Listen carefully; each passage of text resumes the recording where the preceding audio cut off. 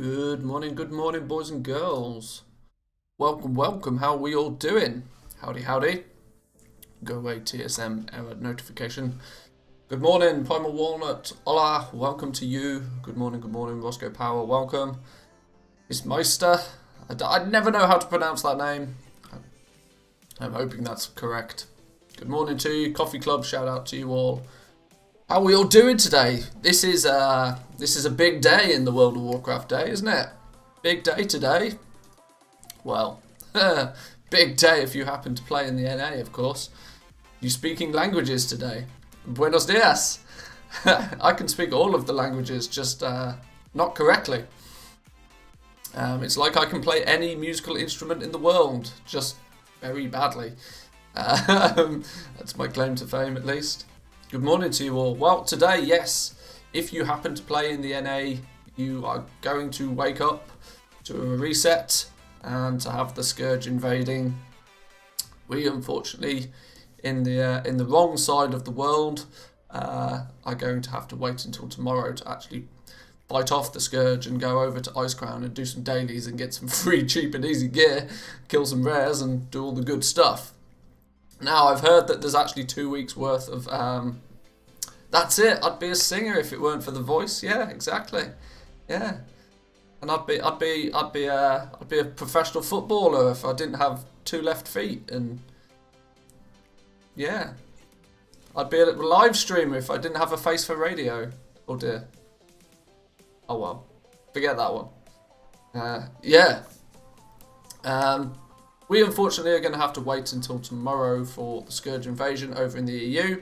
But any of you night owls that may still be up in the NA, who play primarily on the NA servers, you're going to have access to the Scourge in about 5-6 hours, I think. I think that's when the servers do their reset and things will all go crazy. But for today, at least. For today, we're going to do 2 things.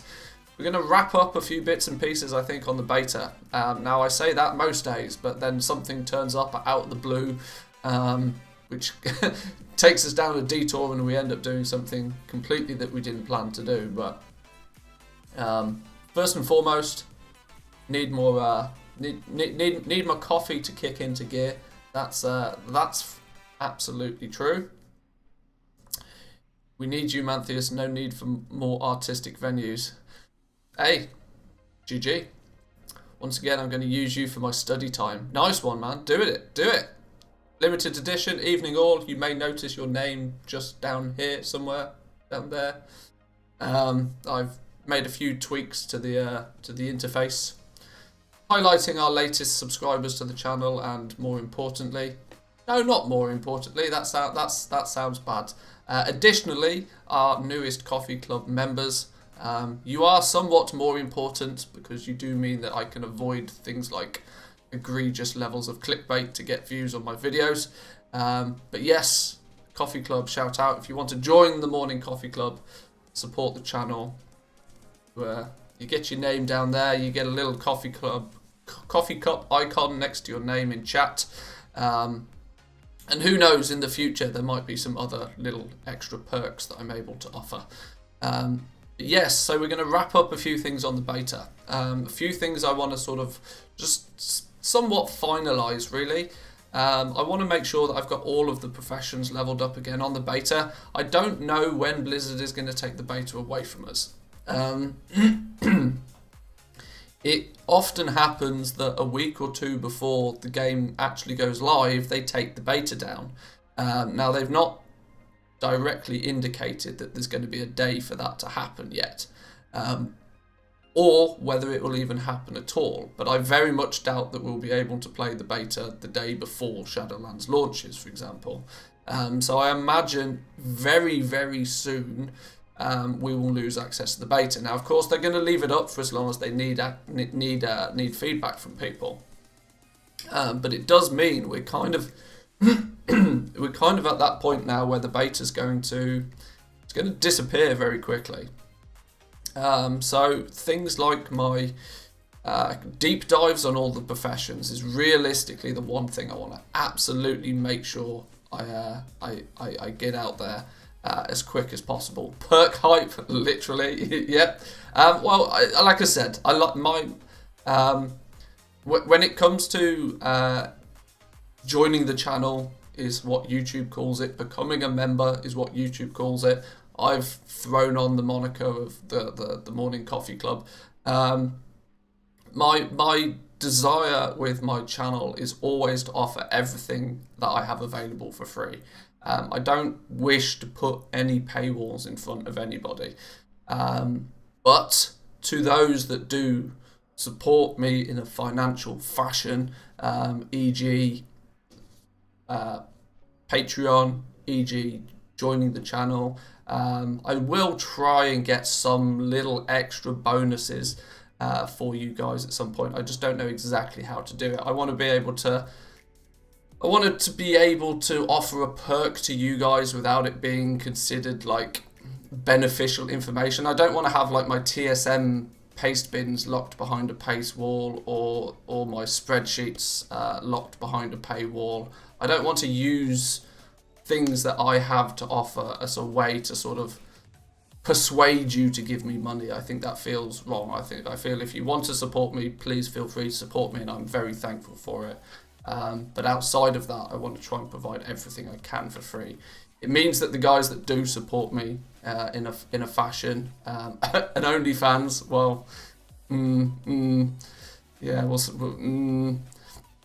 just means that the guys that do go out their way to support me financially means that everybody else gets access to everything for free as well. So they're the real dons in the chat, absolutely. But yeah, the deep dives is what I really want to make sure I get finished for all of the professions. Now, we released the tailoring one yesterday. What do we have left then? We have leatherworking. What else is there? There's leatherworking, which is a surprise that I haven't done it yet, considering it's what I'm going to be maining in Shadowlands. But there's a reason why. I was holding back on doing leatherworking because I feel that the drop rate on cloth is broken right now. Even 2 weeks before the game is meant to go live, I feel the drop rate on cloth is very broken. There's also alchemy, which we need to do. Alchemy is going to need us to have a whole bunch more herbs, which I'm really hoping I don't have to do any farming for them. Engineering, because if I don't do engineering, people will cry. Even though from a gold making perspective, there's really not much to engineering. I've always had the opinion with engineering that if you know if you need engineering, you don't need somebody else to tell you if engineering's good, because you always know if you need engineering. That usually means that you're pretty heavily invested into, say, PvP, for example, and you know full well that it's an advantage to you to have engineering so that you can have the bombs and so that you can do extra stuff in PvP and that sort of thing. Usually if you need engineering, you already know that you need engineering, and it sits kind of as a niche profession in a sense. What is missing is a deep dive in the weekly activity of the 4 covenants. Yeah, I know. Yeah, I know. The problem with that is I've really not spent much time testing them, and the problem is I'm almost too late to do that. Simply because I've spent a lot of time in the Queen's Conservatory for obvious reasons, based on the fact that the Queen's Conservatory is basically my source of materials. Secondly, the event there party mode thing, even on the beta, you were restricted to how often you could run a party.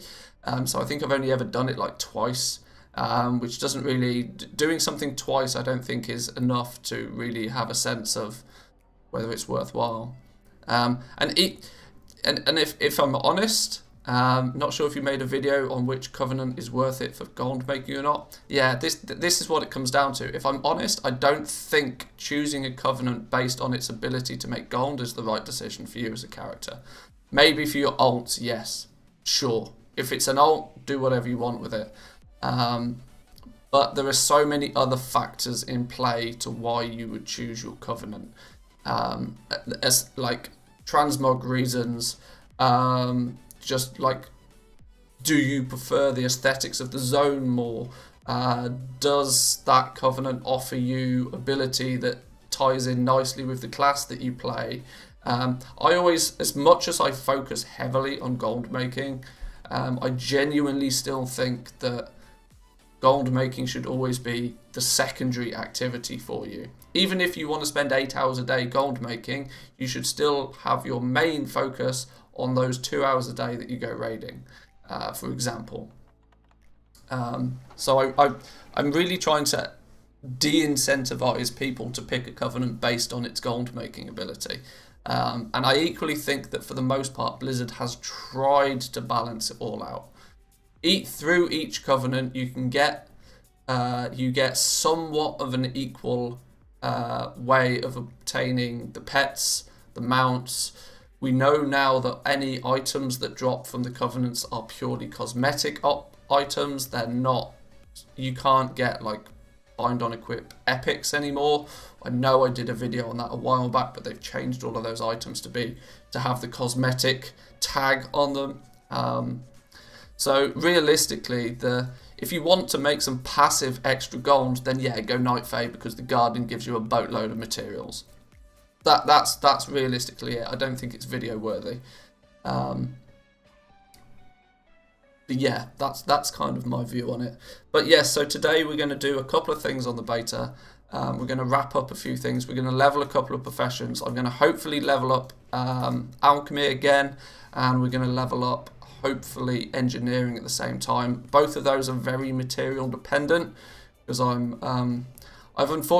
wasted, I say wasted, it went to good use, but I've used an awful lot of my materials on like prospecting and that sort of thing. So hopefully we'll get some of the other watch this guy, I'm on this dude, well, he's a blacksmith and tailor, so he's done.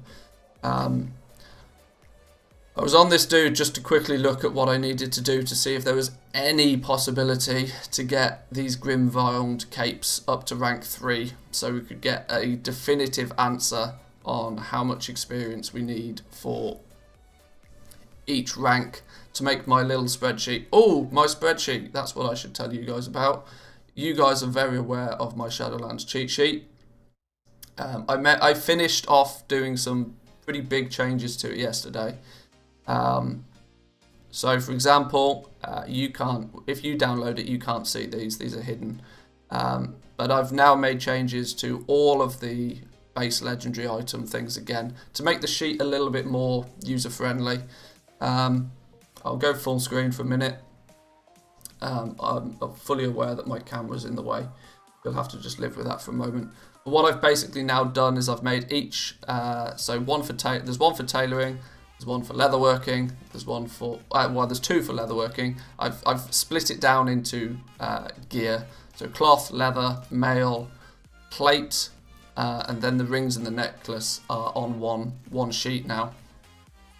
But in simple terms, it's just a nice easy way for you to put the prices in for the materials that are required, a price that's relevant to you. Now, long term, if it's really beneficial, I might link this sheet up to the one of the APIs to get the prices on your servers. I'll just throw a drop down box on the main sheet so that you can pick your server and then it will populate the prices for you. But realistically, that will then only have to be pulled from, I don't know, like the market value for an item. So leaving this so that there's only like 3 or 4 material prices that you need to put in here. Realistically, only 4. So for leatherworking, for example, you can go in and you can say, right, well, I can acquire enchanted heavy callous hide at this price. I can get my heavy callous hide at this price, my desolate leather at this price, my heavy desolate leather at this price, and I buy my arboreal shards for 125 gold each, simply because I don't have any faction discount yet. Once you get some faction discount, you can put in the price it costs you to get your arboreal shards, and then it'll work it out for you for each of the different base legendary items. Now, what I don't know yet, this is true that you need to craft 15 rank 1s to get to rank 2. This is also true that you need to craft 8 rank 2s to get to rank 3. This is maybe not true. Because I've not been able to get any pattern up to rank 3, I don't know how many rank 3s we need to craft to get to rank 4. This is the problem, that I just don't have enough materials to test with. But it's very simple. When the game goes live, if the amount of things that you need to craft does change, you just change the number in the yellow box.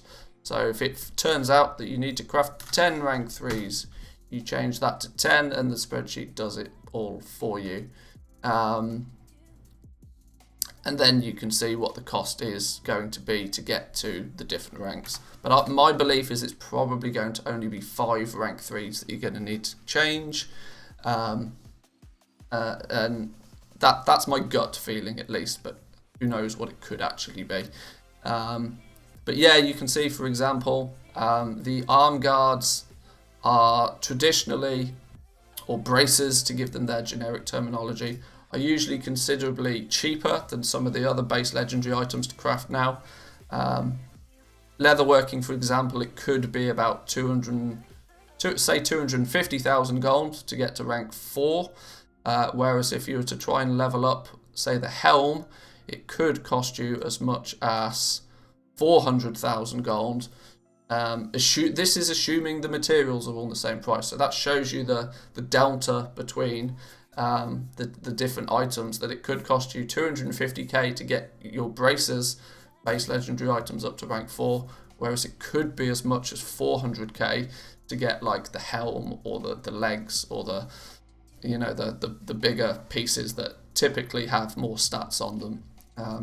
So this could play a big part in which base legendary items you choose to rank up first. For example, if you get to rank 4, it's going to cost you roughly 25,000 gold to craft a rank 4 item. Now obviously this is crafting cost, you're going to sell it for more. If you don't sell it for more, you're an idiot. But 25k to craft a single rank 4 for the bracers, whereas the helm could cost 40,000 gold just to craft the damn thing. So the way that it stands right now is there's a significant difference in price between the items that you craft with the base legendary items. Oof! But either way, what I've done is I've done this for all of the cloth. We've got leather, we've got mail, we've got plate, and then we've got the Shadowgast ring and the Shadowgast necklace. These, by the way, are bonkers crazy. I'm really I was super thankful that Blizzard made changes to jewel crafting. Some of you guys will know that I ranted and raved the fact that jewel crafting was broken for the longest of time, and then eventually Blizzard did change jewel crafting, and I was like, hallelujah, finally they've balanced it so that it's in line with the other professions. Now what have they done? They've gone back in and they've massively upped the amount of essences that you need to craft the base legendary items, meaning that it's going to potentially cost you over 500,000 gold to get these items to rank. Just look at the potential single. It may cost you over 50,000 gold just to craft a single rank 4 item. It's frustrating, and this is with very conservative prices on the essences. The essences, I feel, are still going to be even more than 500 gold a piece on the auction house, simply because you have to prospect crazy amounts of gold ore to get them. Ugh, Blizzard, you almost fixed it, you almost got it right, and then you reverted it back to be. It's basically pushed jewel crafting back into a position where people are very, very unlikely to buy the rings or the necklaces, simply because they'll be double the price every other base legendary item when they finally hit the auction house. Shit show, I know, but what can you do? Either way, the information is there for you. Yeah, the latest jewel crafting increase was painful. Yeah, they almost had it in a good place. The only saving grace is going to be if they've massively increased the essence prospecting rates even further. But I can't imagine that they would change the prospecting rates only then to change them again. But yeah, who knows? The Burning Crusade or the Shadowlands? Shadowlands, my man. We ain't talking no classic here. GG. Even more important to work out what BIS legendaries will be spec by spec.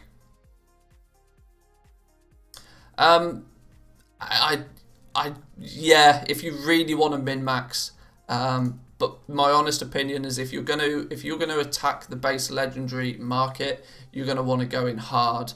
You're gonna want to get as many of them to rank 4 as you can. If not straight away, you probably want to get at least, I'd say at least all of them to rank 2 very, very quickly.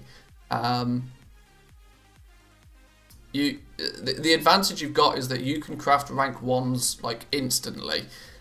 So you can supply the market with all of the armor slots for rank 1s very quickly. And that, if you start selling a few of them, you'll see that, well, hang on, this is selling really well. I'm going to create more of these. And eventually when you craft 15 of them, hey presto, you unlock rank 2. You could do it that way. You could do it slowly. Or if you've got the gold, you could focus on a few of them and just power them to rank 4 as quickly as possible, simply so that you are that one guy on the server that has rank 4s or rank 3s. There's something to say about, is it worth getting to rank 4 in the first week? Arguably no, because nobody theoretically is going to buy them. But guess what? If you craft rank 4s in the first week, if you manage to get like crazy levels of materials, take the braces for example, tailoring braces. If you acquire yourself 1,349 shrouded cloth, 770 enchanted lightless silts, and have the gold to buy 303 arboreal shards, you can get your braces to rank 4 in the first week. Realistically, an investment of, I'm guessing, about 140k. If you do that, sure, it's logical to say that nobody's going to buy those rank 4s because nobody's going to have the soul ash to buy them to actually create a rank 4 within the first week. But guess what this does to all of the other tailors on your server? It sends out a very important message to all of the other tailors that don't bother ranking up your braces to rank 4 because I've already done it, and you're then going to be competing with me on price. If you really attack each one, if you could throw 2 million gold, assuming the materials are readily available and are readily available at this price. If you can consistently buy all the enchanted silk that you need and all of the shrouded cloth that you need at these prices, there is no reason to not power all of them to rank 4. Is the price defined by week 1 with none to few multi-boxers? These prices can be completely changed depending on what it is on your server. This is just what I think is a fair value for each of these materials. Yes, but the cost of materials could drop, so raw mats in week 5 will be less than week 1. Oh, definitely. That's definitely the case. But you're sending out a huge... It's slapping your cock on the table and going, oi, no. If you want to start... Because somebody's going to look on the auction house. If they open their profession and they're like, well, which one shall I level up first? And they've seen on the auction house that you've already got rank 4s for the belt, the gloves, the boots and the shoulders, there is far less chance that they are going to decide, right, well, I'll spend a load of gold leveling up my belt, gloves, boots and shoulders to rank 4 because I'm going to have instant competition doing it. Competition from somebody that's obviously willing to spend a lot of gold on it because they've already done it. Oh, you like that reference, did you? But that's basically what you're doing. In simple terms, that's the message that you're trying to send across. But if you can post rank 4s in the first week, it's basically saying, hey, look, I'm a big player in this game. And people are unlikely to focus on that one. They'll try and do something else instead. It's a psychological warfare approach, but considering you have to remember that this is a game and there are no rules to how you can play the economy in this game.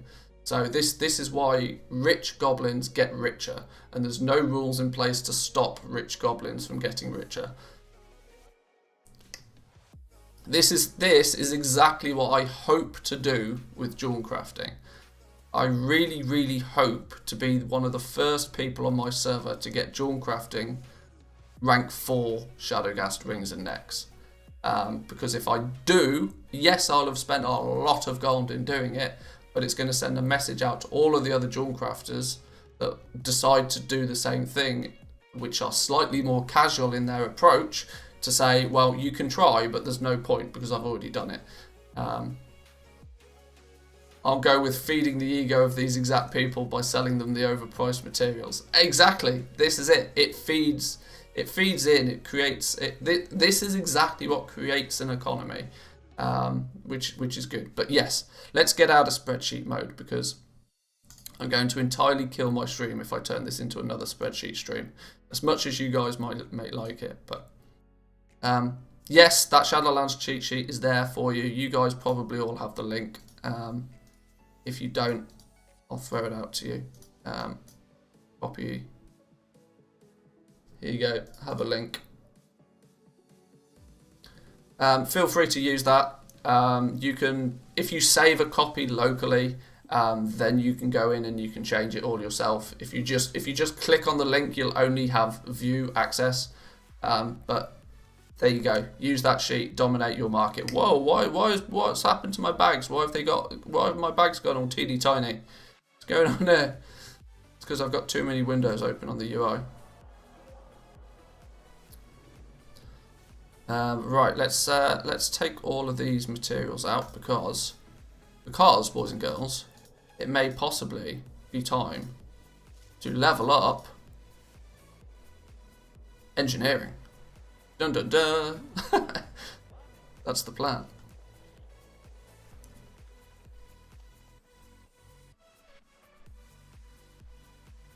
Can we delete the other spreadsheet?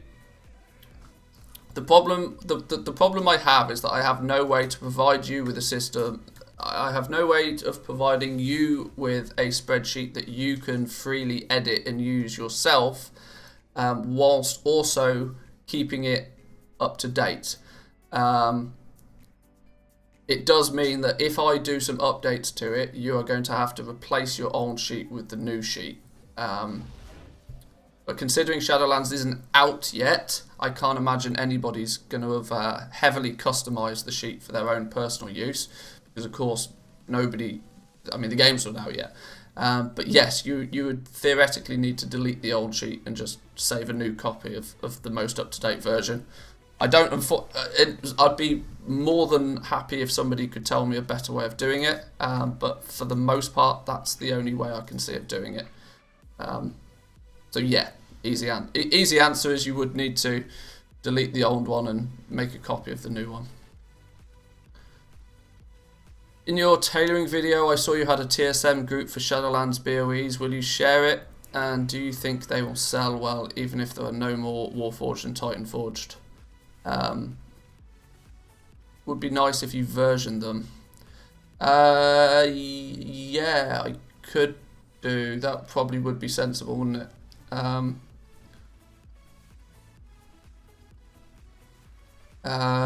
Yeah, I don't know how to do all of that in Excel. I'll see what I can do. Who am I sending this stuff? I'm sending all of the materials to the office. So we probably need some of that. And remember, engineers go through this porous stone like crazy. It's locked. Are there any other engineering mats here? I remember engineering requires a whole bunch of silly things like gems and all sorts of craziness to level up, so we may have to send some other materials to him. Oh, there's a stack of lace right there.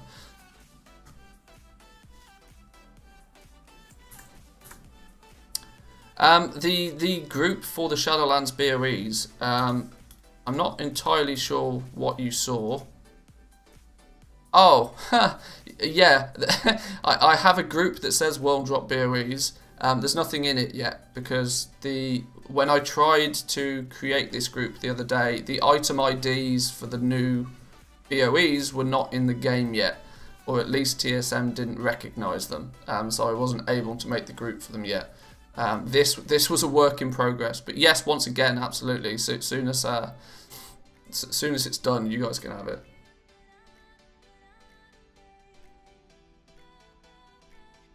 In regards to do I think they will sell well, the answer is yes. There's already been reports that if you're a level 60 character and a BOE drops, it's got the potential of being item level 213, which is crazy. That is heroic raid level gear. Simple terms meaning if you get any of those to drop, they are going to sell like crazy, especially if it's a good one. I'll see if I can, yeah, showing Discord on stream is probably not sensible. I will see if I can find where the, there was already, here we go.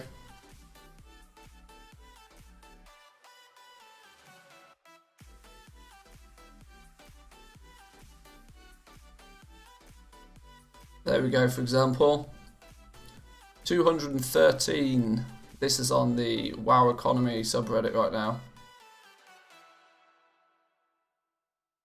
Item level 213 chestplate. Requires level 60, bind on equip. Somebody managed to get that to drop on the beta the other day.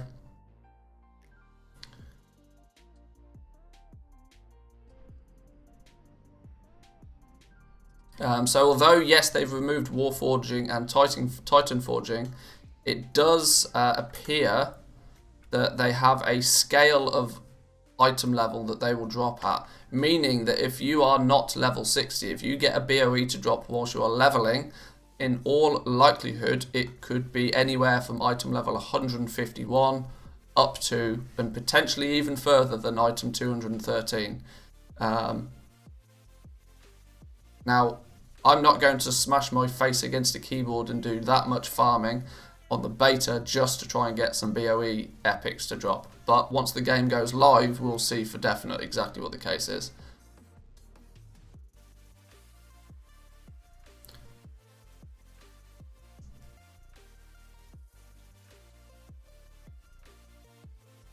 Mindfuck the crap out of the competition by flexing gold and leveling my Legos. Sell my Legos for crazy amount of gold. Got it. GG. See, there we go.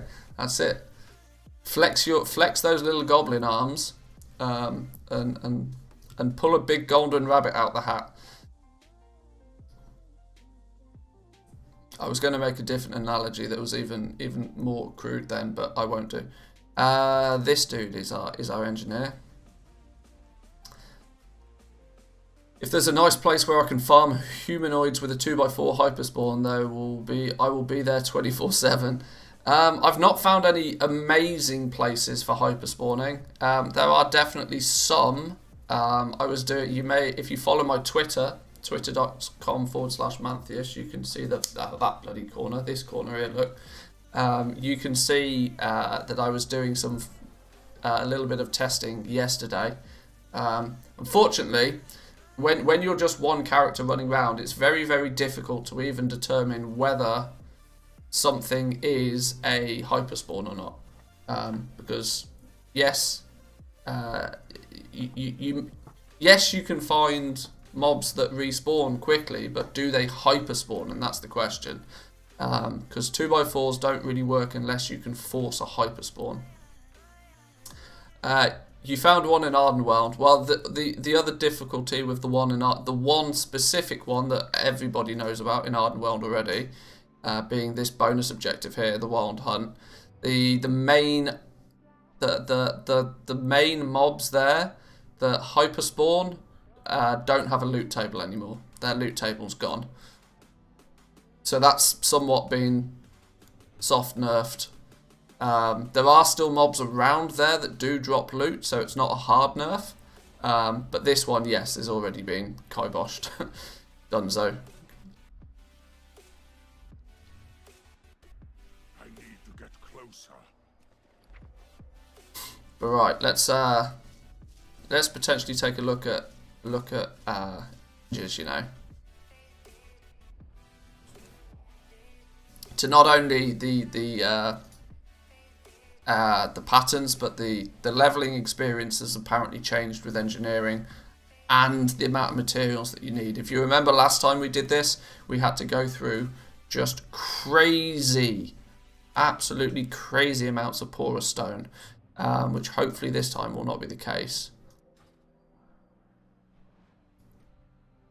But I need to organise my bags to do a little level up of engineering.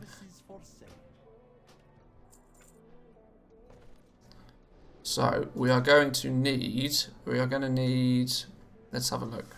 Let's first and foremost put the engineering on our toolbar. Likely going to need a lot of lacerite ore, so let's take the lacerite ore. Porous stone, we need loads of that. I don't know exactly how much constitutes loads, but we'll take it all. Let's look at other things that we haven't learnt yet, what we potentially might need. We need the zone specific ores, so we'll take those. We are likely to then, let's look quickly at the other parts. These things are going to need porous polishing abrasive is one of the first thing that we make. That just comes from stone. I'm just trying to make sure I've got all of the materials in my bags and ready, so I don't have to dance around mobs dance across characters too often to get everything. We don't get our pet until we're exalted in Bastion, which is never going to happen. Twilight bark might be helpful to have, although I don't have many of these, so I'm probably not actually going to make many of them. We need some gems, we need some rare gems.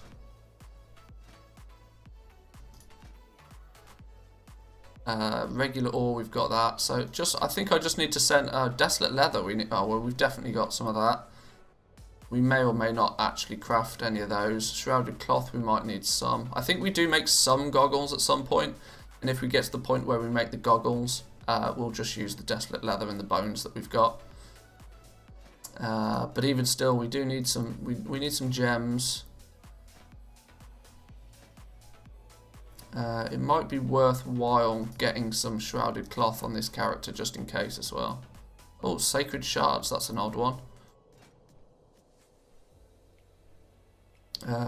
We need a lot more zone-specific ore by the looks of things as well. If we end up crafting a bunch of these, but if memory serves me right, we basically craft virtually nothing when leveling this up.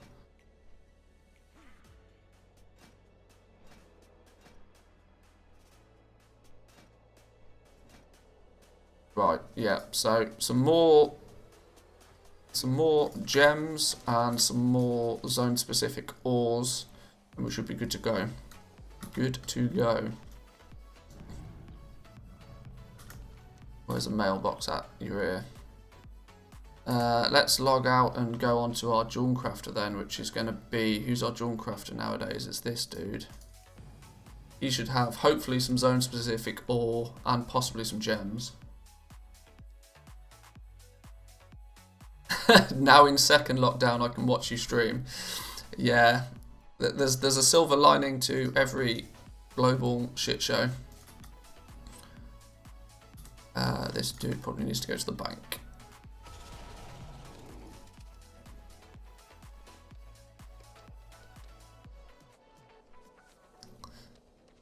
Now, not that I plan to heavily change my schedule in too much. There is a possibility that when Shadowlands comes out, I may change my schedule up slightly for the stream. Why, you may ask? Well, simply because I'm very, very aware of the times that I stream at right now are not really very suitable for most people. I'm severely hindering myself. I'm getting more and more comments every day saying, like, when do you live stream on my YouTube videos? And that's because, like, basically my stream times are kind of awkward for anybody in the world. A lot of Europeans at this time are potentially at work, so can't watch. and most people from the NA are in bed.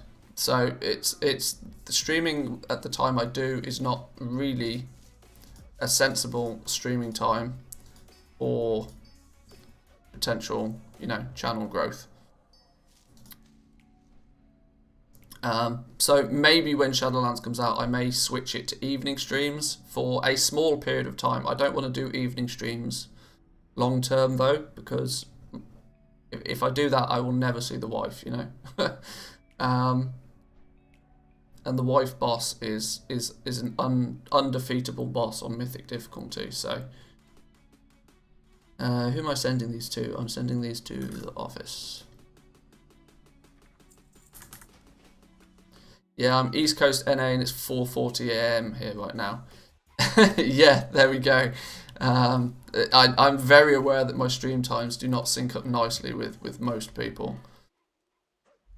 But from a personal point of view, streaming at the hours that I do is the most convenient time for me to do it.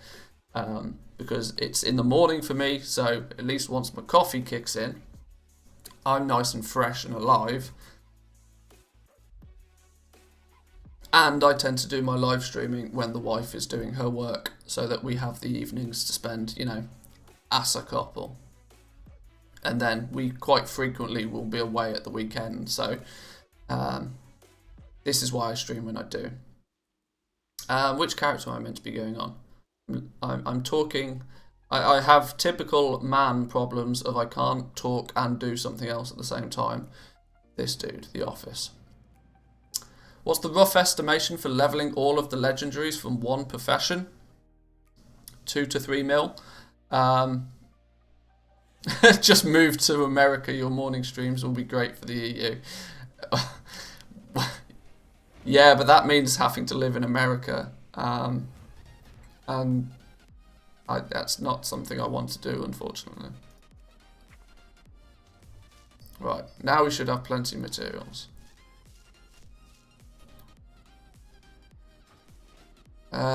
Is that going to be enough, do we reckon? I reckon that's probably enough. We're running very, very low on Oxane ore, though. Oof. Big oof. Sorry. I moved from the United Kingdom to Finland. And now that I live in Finland, there's very, very small reason why I would ever want to live anywhere else.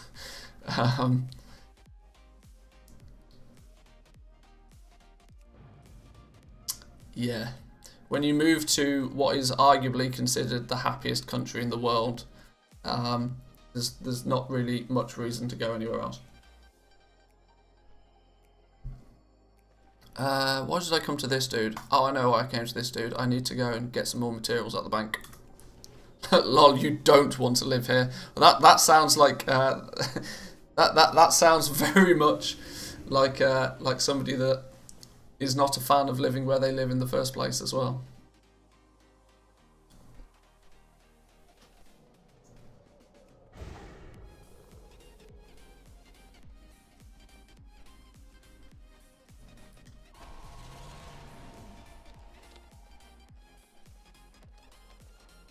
Apparently I've gained an achievement, Shadowlands Cook. Don't know how I managed to do that. For you, I offer only the finest. Not a fan of the mentality of all the citizens, like, at all. You sound like somebody that lives in the NA but is not native. Where are you from then? It'd be interesting to see a foreigner's point of view.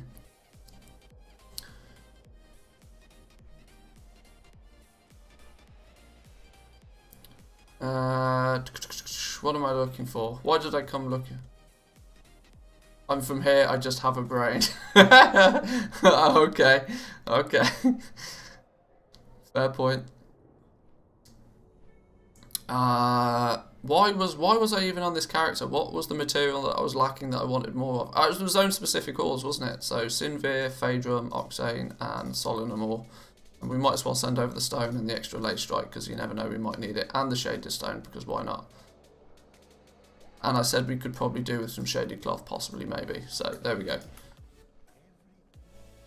Oxane ore. There we go, you see. Can I link my music list? It's just, well, you guys may or may not know. There's a guy called Hayden Harris.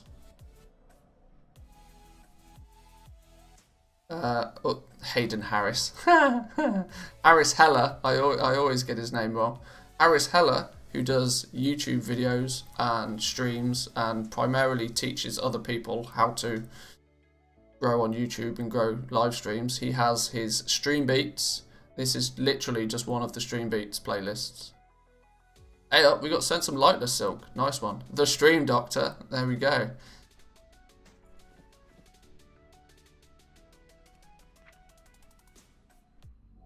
The office.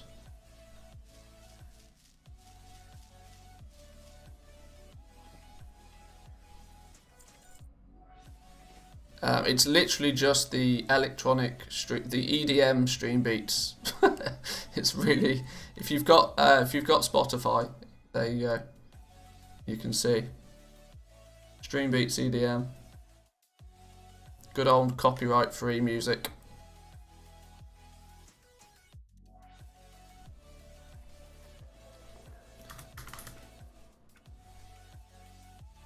I don't even shuffle his playlists. I'm really lazy. I literally just click on the first track and press play and then let it do its thing.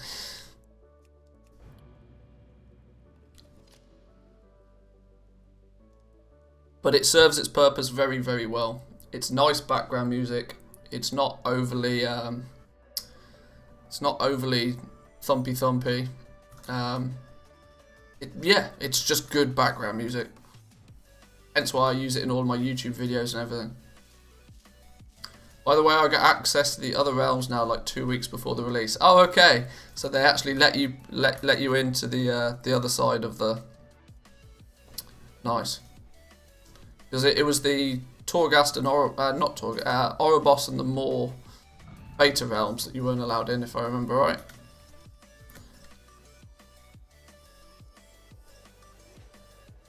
Which side is engineering? It's probably this side, isn't it? Because this is where the auction house is. Righty, so hopefully our bags are now full of everything that we will need to smash our way through leveling engineering again and seeing if they've made any significant changes to it. Now, my thought process here is that I should probably record what I'm doing.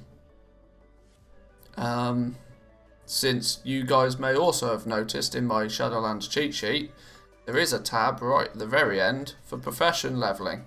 And as it stands right now, it's blacksmithing, and that is it. Even though I have leveled all of the professions now almost twice. Almost all of the professions twice on the beta. With self-sourced materials, I'll let you know as well. But for those that don't realise what an accomplishment that is.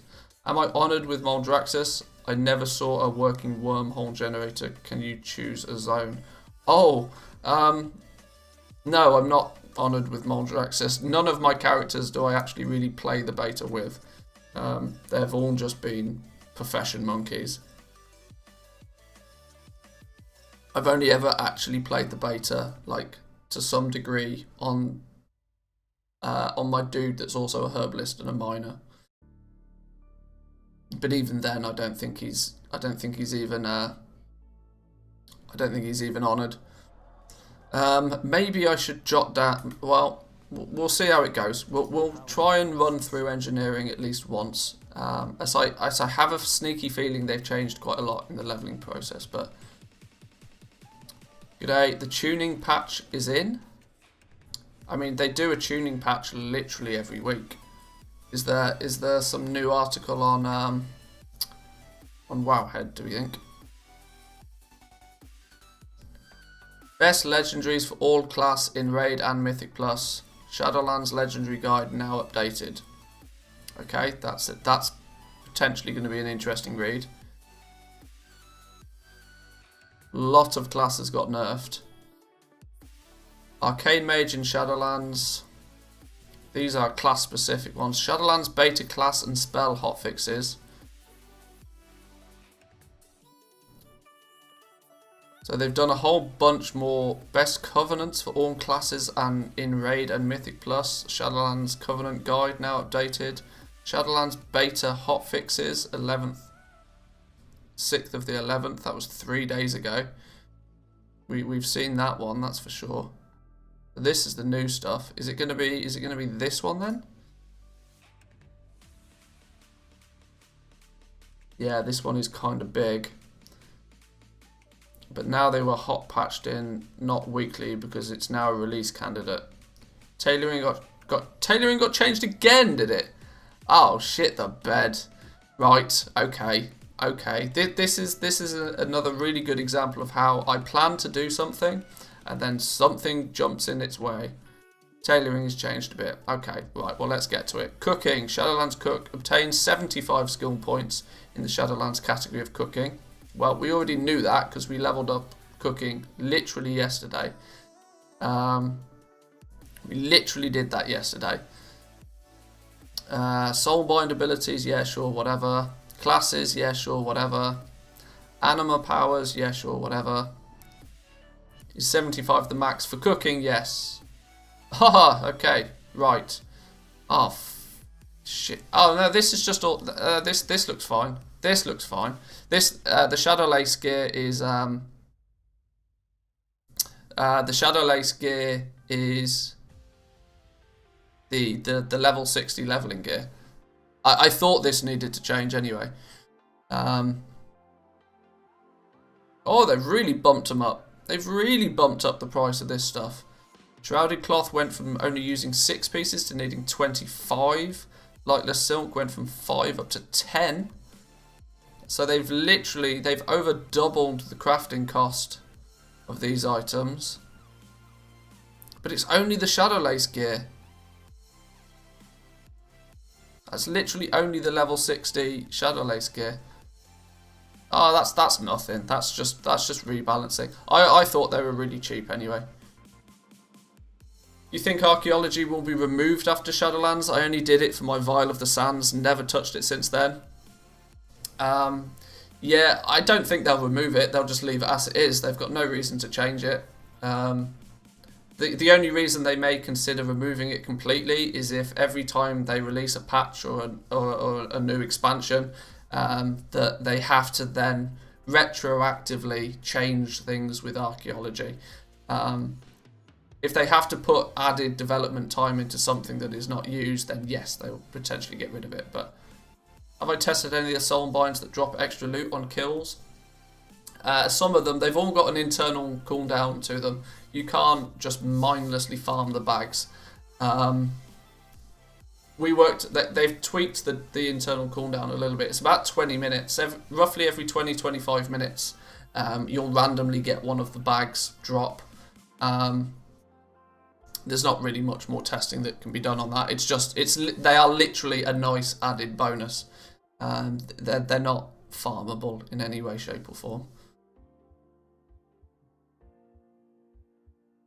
I mean, in an hour, if you killed 10 mobs, you'd probably get 3 of them. In an hour, if you killed 500 mobs, you'd still probably only get 3 of them.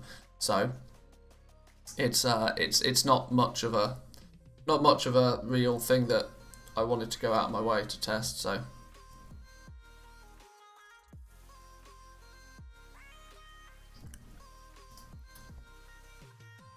Is there any other abilities, NPC abilities? On categorized spells, I sometimes like to look through this. Is it Ebon Steel Belt Buckle? Permanently attach an Ebon Steel Belt Buckle, adding a socket to the belt. Attaching the belt buckle causes the item to be soulbind. Cannot be used on item level 0 or higher. Have they literally removed it from the game? Cannot be used on items level 0 or higher. That basically means Ebon Steel Belt Buckles and Eternal Belt Buckles have been removed from the game. Not that they were exactly OP in the first place, but sure.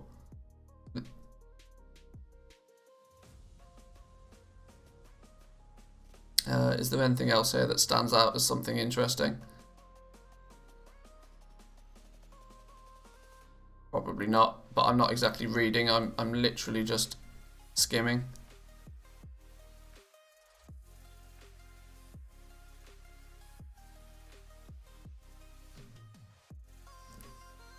Kyrian cloth bag felt really good, not gonna lie. I was looking at my hunter, trying to desperately decide what covenant I was going to go with, and as much as it hates me to say, I might end up going Kyrian, which is a shame because I really don't like the Kyrian. I really don't like the Kyrian mini game. The fact that you you take your soulbind and you do a little boss battle with your soulbind. I really don't like that mini game. But Kyrian for hunters is so bis right now. It's not even funny. The resonating arrow along with the smouldering trap. This probably means nothing to 90% of you.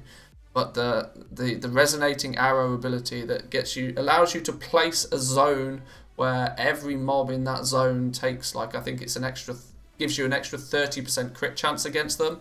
And then when you add on top of that the legendary where you cast a flare into a tar trap, does a bunch of damage. It just synchronizes really, really well. And it means that unfortunately my main character might end up going Kyrian, which is sad because I don't like Kyrian. But it's just going to be undeniably better than any of the others. Even if I don't go Kyrian, I'm going to end up going Night Fae, which wouldn't be the end of the world because the Night Fae Queen's Conservatory Garden thing, whatever you want to call it, is pretty cool from a goal making point of view. But it means I'm going to run around in bloody Fairy Zone all the time, which I don't particularly want. The Kyrian Hunter Transmog looks pretty sick though. Not sure if the Tar Trap Legendary is BIS at the moment. It appears to be BIS in relation to AoE, but you got to remember I don't really raid. I don't actively raid. If I raid, I pick up a pug maybe once every couple of weeks when I've got a couple of hours to kill. I don't actively raid. If I do anything in game, it's more likely to be Mythic Plus. An M Plus having really good burst AoE is definitely an advantage. The Necrolord minigame is kind of okay. You get flesh passively, so not a lot of work to do. Yeah, the Necrolords look kind of... although I don't like... the problem is there is literally pros and cons to each covenant for me. Kyrian, Bastion looks beautiful. I'd happily quest in Bastion all day long. Not to mention half the stuff in Bastion is super low level, so it's not going to be egregious to do your world quests out there.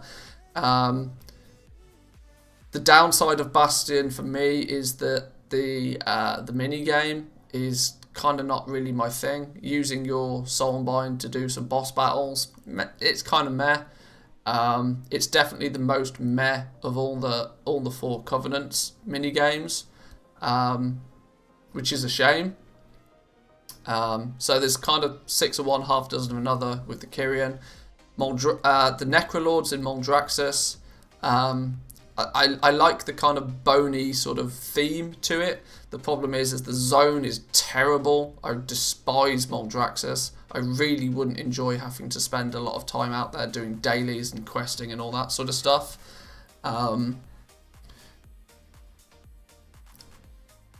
But the mini game is kind of quite cool, so it's really difficult. It's really difficult. I like Revendreth as a zone is really fun. Revendreth is going to be amazing once we get flying. Until we get flying though, it's a bit of a pain. Everything's on 2 levels, but there's going to be lots of farming going on in Revendreth. I know that for a fact. Yeah, I don't know. I still to this point don't know what covenant I will actually end up going with. But I suppose I need to also look at my paladin, I need to look at my mage, and probably need to look at my druid and decide what I'm going to do with them. Because across all 4 of them, I want to make sure that each one of them is in a different covenant. So even if I have to go Kyrian on my hunter, maybe if I'm able to go like, as long as I can split it up evenly, I don't really care. Lord Ruin, good morning to you. Welcome, welcome. Anyway, once again, massive distraction mode enabled. Let's get engineering leveled up, for the love of God. So, we need to craft ourselves, if I remember right, a metric buttload of these porous abrasing polishes and the lace stripe bolts, which means I'm probably going to grey these out. Is the theory. I'm probably going to grey these out. But let's fire through at least some of these. Porous stone is going to be dirt cheap, cheaper than the lace stripe. So let's bang out a whole bunch of these. Let's go 9 to start with, because that will get us nutcracker grenades.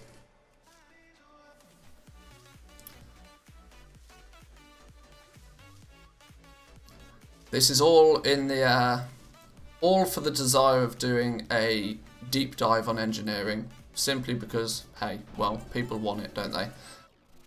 Nutcracker grenades we're probably not going to make until these are greyed out. Let's make one. Let's make 10 of these then. My off on island still stands. Just holler when you feel like doing something. I'll join when I'm free. Nice one, dude. Nice one. But this is probably going to be at least the last day that we spend on beta for probably about a week or so. Maybe even until Shadowlands launches. We'll have to see. There'll be plenty of time to spend on live soon. Did I not make a load? Did I literally not make any of these? Oh, requires an anvil. For fuck's sake, we're going to do this again, aren't we? Of course we're going to do this again. I remember this palaver from last time. We're going to end up needing a blacksmithing hammer, aren't we? We're going to need our arclight spanner. You can buy twilight bark from a vendor now. Sure, I'll take all 4 of it. Are you updating the spreadsheet as you're leveling engineering? Yes, the spreadsheet is constantly a work in progress.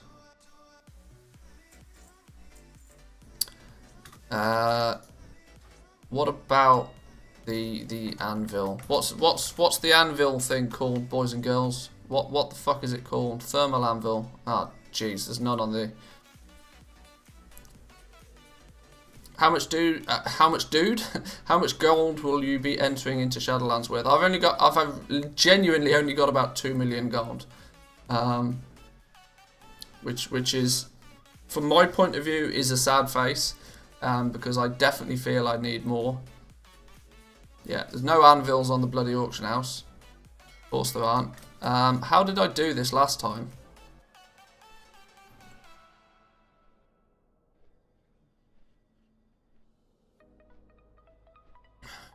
Get a gnomish army knife. Oh, somebody remind me how we do that.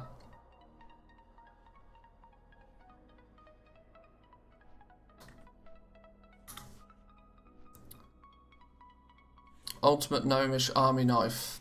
5 gear spring parts.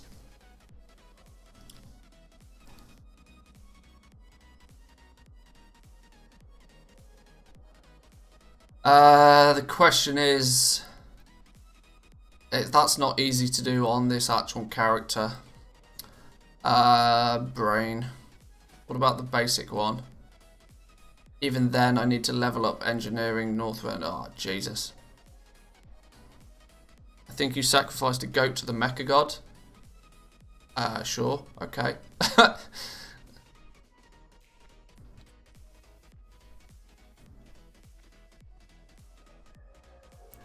Yeah, I might just have to transfer a character that's got it.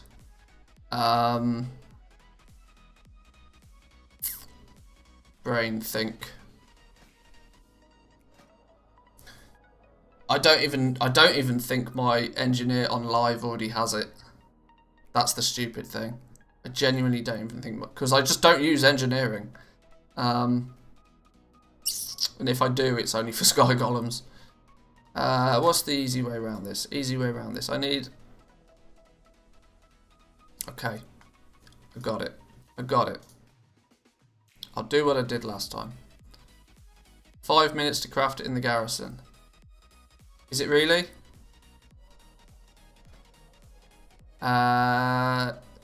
You've also got to remember this is a pre-made character that won't have garrison.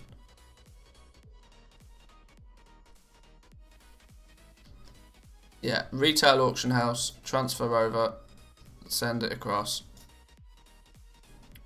Let's go.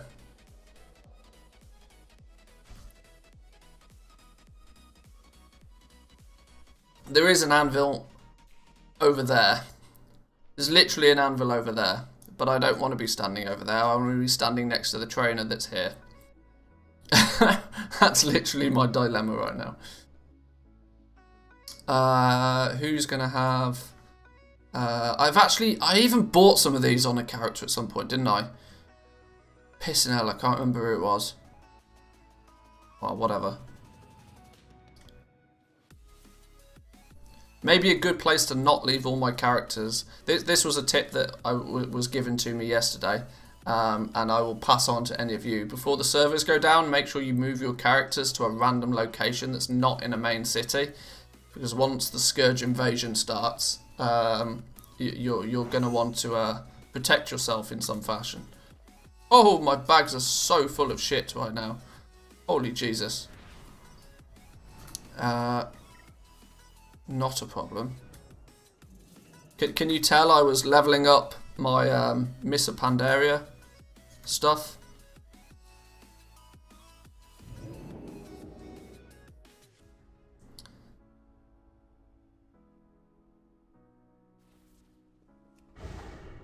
It's real simple. I'll just buy some thermal anvils and then I'll transfer the character over and send them across. Easy game. Easy game.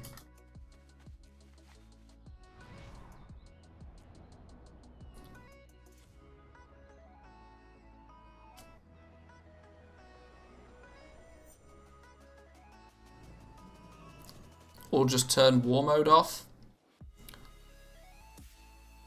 I have war mode off and my main is parked in the air above the quest giving area. Okay. Oh, if you have war mode off, you literally don't even see the Scourge event? Oh, Jesus. Can hell, Blizzard. How boring is that? What am I looking for? Anvil. Boom! Thermal anvil. Give me all of the goodness. That's literally all I need. Each one has like 20 uses, right? Last 5 minutes, 5 minute cooldown. I'm quite sure these have like 20 uses, but I'll buy another one just in case. You see it, you just can't be attacked by a Scourge player. Oh, fair enough. Oh, hot Jesus, no, don't loot everything. Stop looting everything. That's the one I want. Take that one. Take that one. Can you tell my characters are just not ready for Shadowlands at all? This is what happens when you spend your entire life on the beta. Retail just goes to shit very quickly. Oh, these do have 20 charges each. Okay. Well, let's do a /reload. Simply because if I then transfer this character over and the anvils don't go with it, I'll be real mad.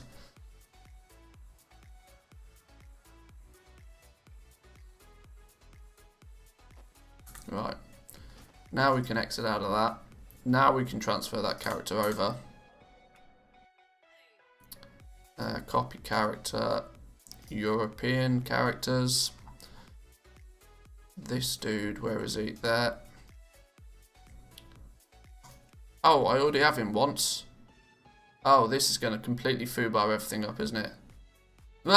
Sure, fine. You copy. I didn't realise that if you copy the same character over multiple times, it just gives them a random name. Sure.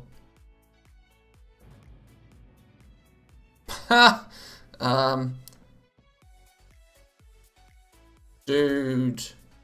Anvil. How we doing? We're good to see you, my man. Not seen you for a few days. You all good?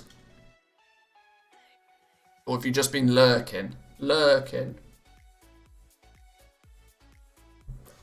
Classic name. Height of creativity.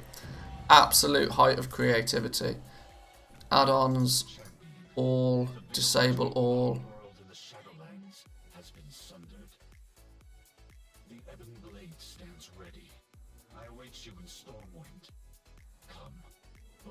icy grasp of death claims all of Azeroth.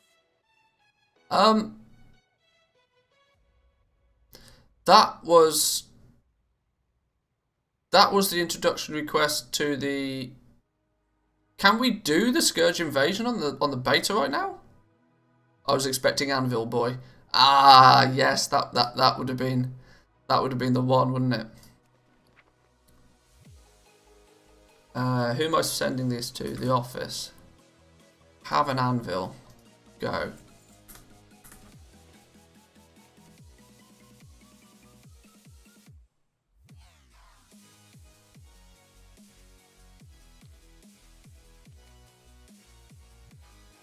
Learn about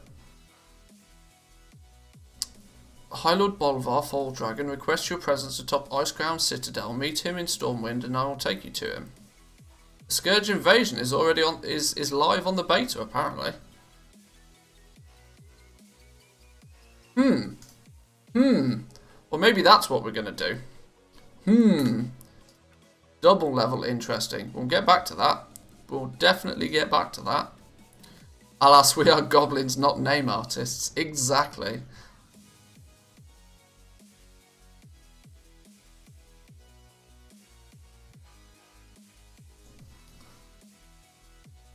Finally got my Northrend chef's hat just in time for Shadowlands. Oh, is that just the Shadowlands starting quest? Okay, that might actually make more sense. Just that he says go to Icecrown. That's what's was intriguing me. Where am I actually going? What am I doing? I'm trying to find a mailbox, aren't I? Brain, think. This way. Yeah, I still don't think I've got my Northrend chef's hat. Can't remember. I might do. I definitely. I think I was a few off, but only a few.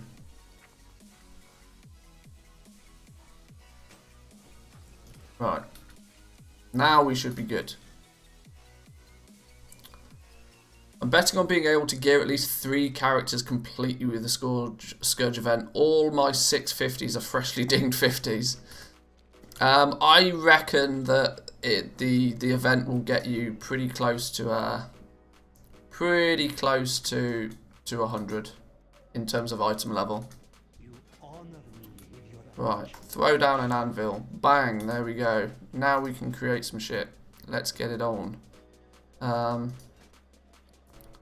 We wanted to create a bunch of these, didn't we? Go.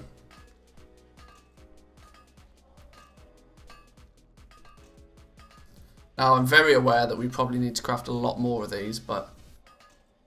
What's the item level the event throws at you? I believe it's item level 100.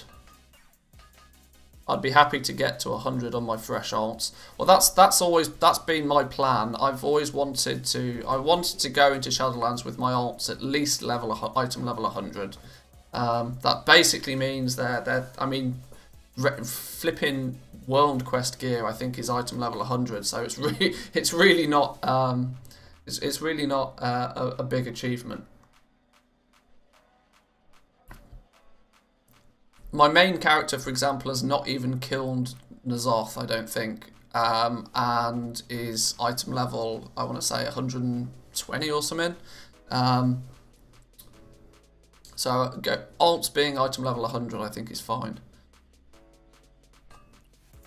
Oh, the 34 slot bag. Yeah, getting a 34 slot bag on all of my alts might be a big advantage as well.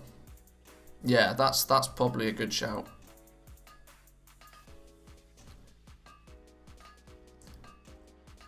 Oh, we hit 20. Oh, we hit 20 and they're still green. Well, let's keep going then.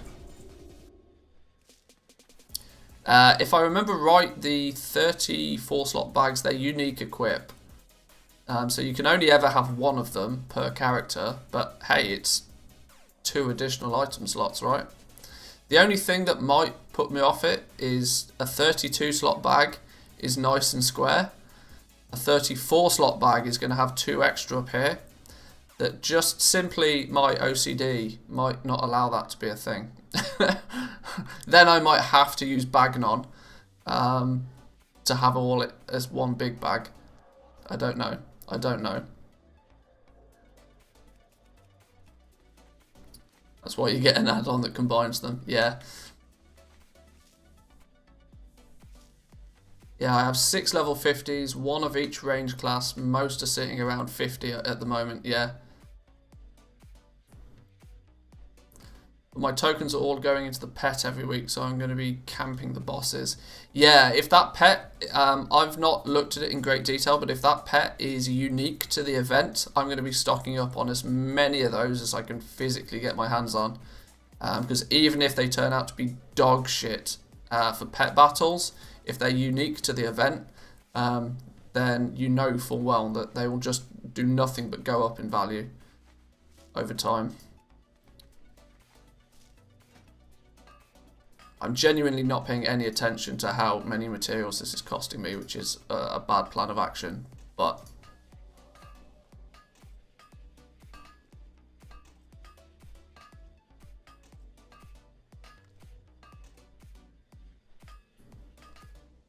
I ran out of deep sea satin, unsure if I can look at another bag again. Oh dear. But didn't you say you went through like literally like 160,000 deep sea satin or something ridiculously high? We need some flux, don't we? Let's grab some flux as well.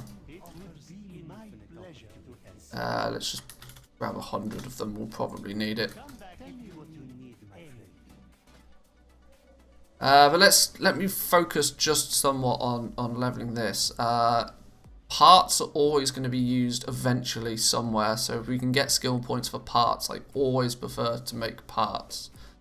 Even though right now, that's a lot of Leystrite ore. What does a Mortal Coil Spring go into?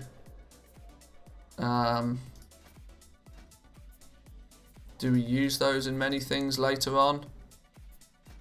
Mortal Coil Spring, 7 of them, 3 of them, 10 of them. We use a lot of them in devices. None of them are used in the goggles though.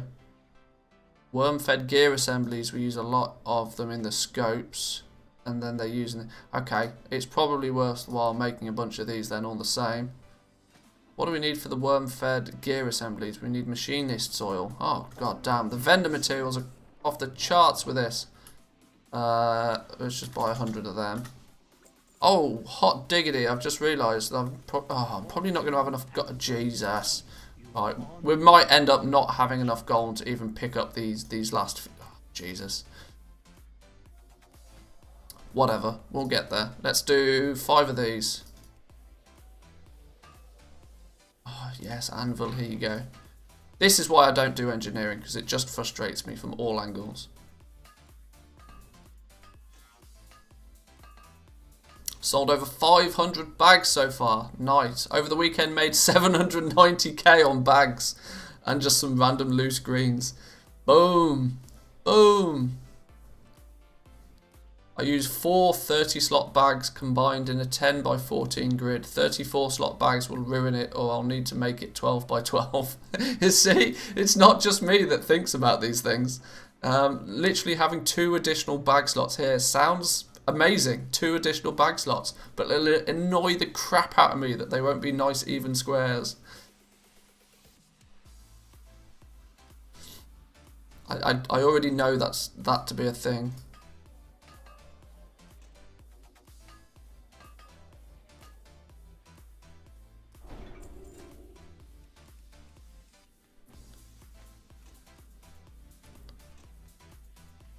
I'm new to the professions. Is there a transmute on the Shadowlands herbs? There's not a transmute on herbs, no, not yet. That may come in a future patch, but it's not here now. The only transmutes are, there's one for an item called a Shadestone, which is used in the cauldrons for raids and flasks.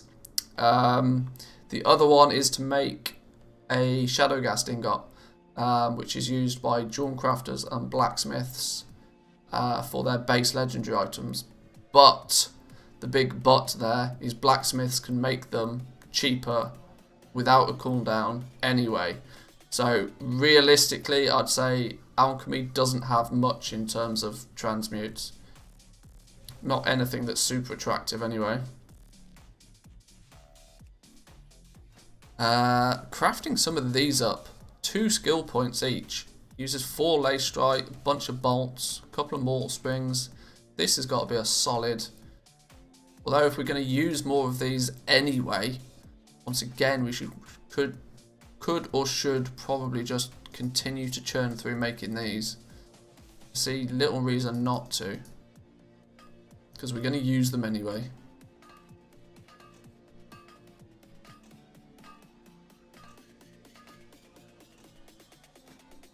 Is it still going to be a thing, do we reckon, where we basically level up engineering just by making parts that we need? I think it's going to be the case. I don't think they've changed much with this. We need, what do we need more of? We need more porous abrasive. I knew we'd need a lot more of this. Let's just make 20 because I know we're going to need it.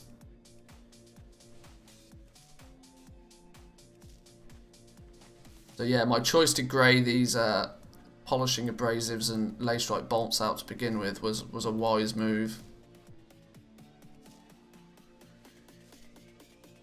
The difficulty with leveling up engineering at the beginning of Shadowlands is going to simply be the fact that the amount of... These all create random quantities of materials. It might create 2, it might create 3, which means getting an actual list together of what materials is going to be needed is a bit more difficult than it kind of first appears. Because you could need a stack of lace strike ore. You could need 2 stacks of lace strike ore. It's a bit random. And when it comes to like leveling a profession, I don't particularly like random. The Uncanny Factory is going strong. 4 professions with rank 3s have been churning them out. Now crafting braces like a madman. I bet, yeah. At what level can you make the new engineering pet? You've got to be 100 out of 100 in Shadowlands engineering, and you also need to be exalted with I can't remember who it is. Exalted with somebody. The Ascended, which is the faction in Bastion. Yeah. So that's a thing.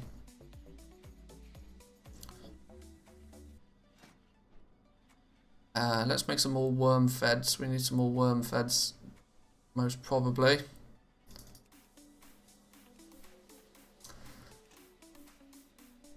Originally I was planning to do alchemy on 9 toons and jewel gathering on my druid, since I don't want to put in any effort to my alt professions. Is there any profession good for that, or just get it all?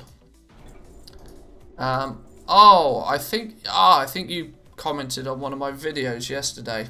I remember this question coming up and I didn't really know exactly how to answer it, other than to really say that no is the easy answer. There's not really any profession that's worthwhile stacking multiple of in the Shadowlands. So you either, if you're happy to just invest your time into farming, yeah, a druid with herbalism mining is great. But if you don't want to spend hours and hours every day just running around farming, then you're going to actually have to actively use some of the other professions, or seek your gold out in another fashion, whether that be just like auction house flipping or whatever the case may be. It's a difficult question to answer because you're basically saying what's the best profession, but I don't want to put any effort into professions. So my obvious answer is, well, just put some effort into the professions. I think that's probably why I didn't answer your comment on one of my videos, because I didn't really know how to. We can still make these worm-fed gear assemblies. Do I remember this right, that we used to be able to just bang these out until like skill 80 or something ridiculous? Has anybody looked at the XP reward from doing the daily, the event dailies, questline and rares? Might be a good opportunity for power leveling. I've genuinely not even seen the Scourge of anything about the Scourge invasion whatsoever. For what it's worth, I basically leveled a dual gathering monk pretty much only with the Tiller's farm dailies. Hit 50 when the farm was done. Oh my god. That's quite funny. That's quite funny. Yeah, I was under the opinion that you had to be level 50 to do the Scourge event, but I might be wrong. Yeah, it was me. Just saw your content yesterday. Great stuff. You deserve way more views. Hey, thanks. I appreciate it. We'll get there. We'll get there. It's a time thing. I've realistically only been creating content on the regular for like a couple of months now, so.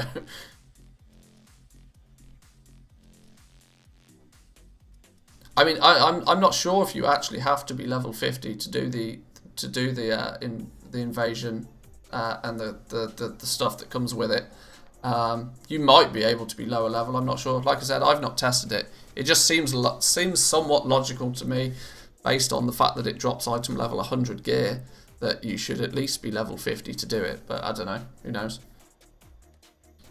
Once again, it's another one of those things that I'd be happy to be proven wrong about. We've got halfway through Shadowlands Engineering, and I'm getting very, very distracted all the time. Entirely my own fault, though. We can still make worm-fed gear assemblies, and they're still going to guarantee us skill points.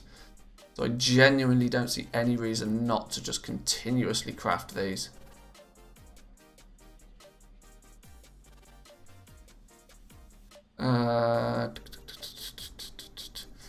I agree that not a lot of people concentrate on professions, but that's where the real gold is.